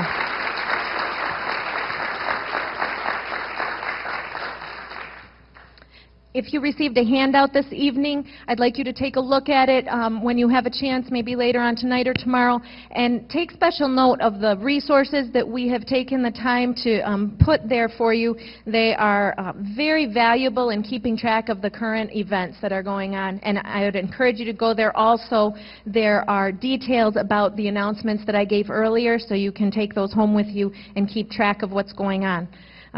Will you stand with us, and we are going to close with prayer. I've shared this prayer before, but I believe it merits sharing again. It was put together by the 11th Airborne, and it's out of a collection of the Parachute Regiment and Airborne Forces, and they wrote a beautiful prayer that I'm going to share with you this evening. May the defense of the Most High be above and beneath, around and within us, in our going out and in our coming in our rising up and in our going down, through all our days and all our nights, until the dawn when the Son of Righteousness shall arise with healing in his wings for the peoples of the world. Through Jesus Christ our Lord. Amen. Please join us on July 1st for our next meeting. Good night.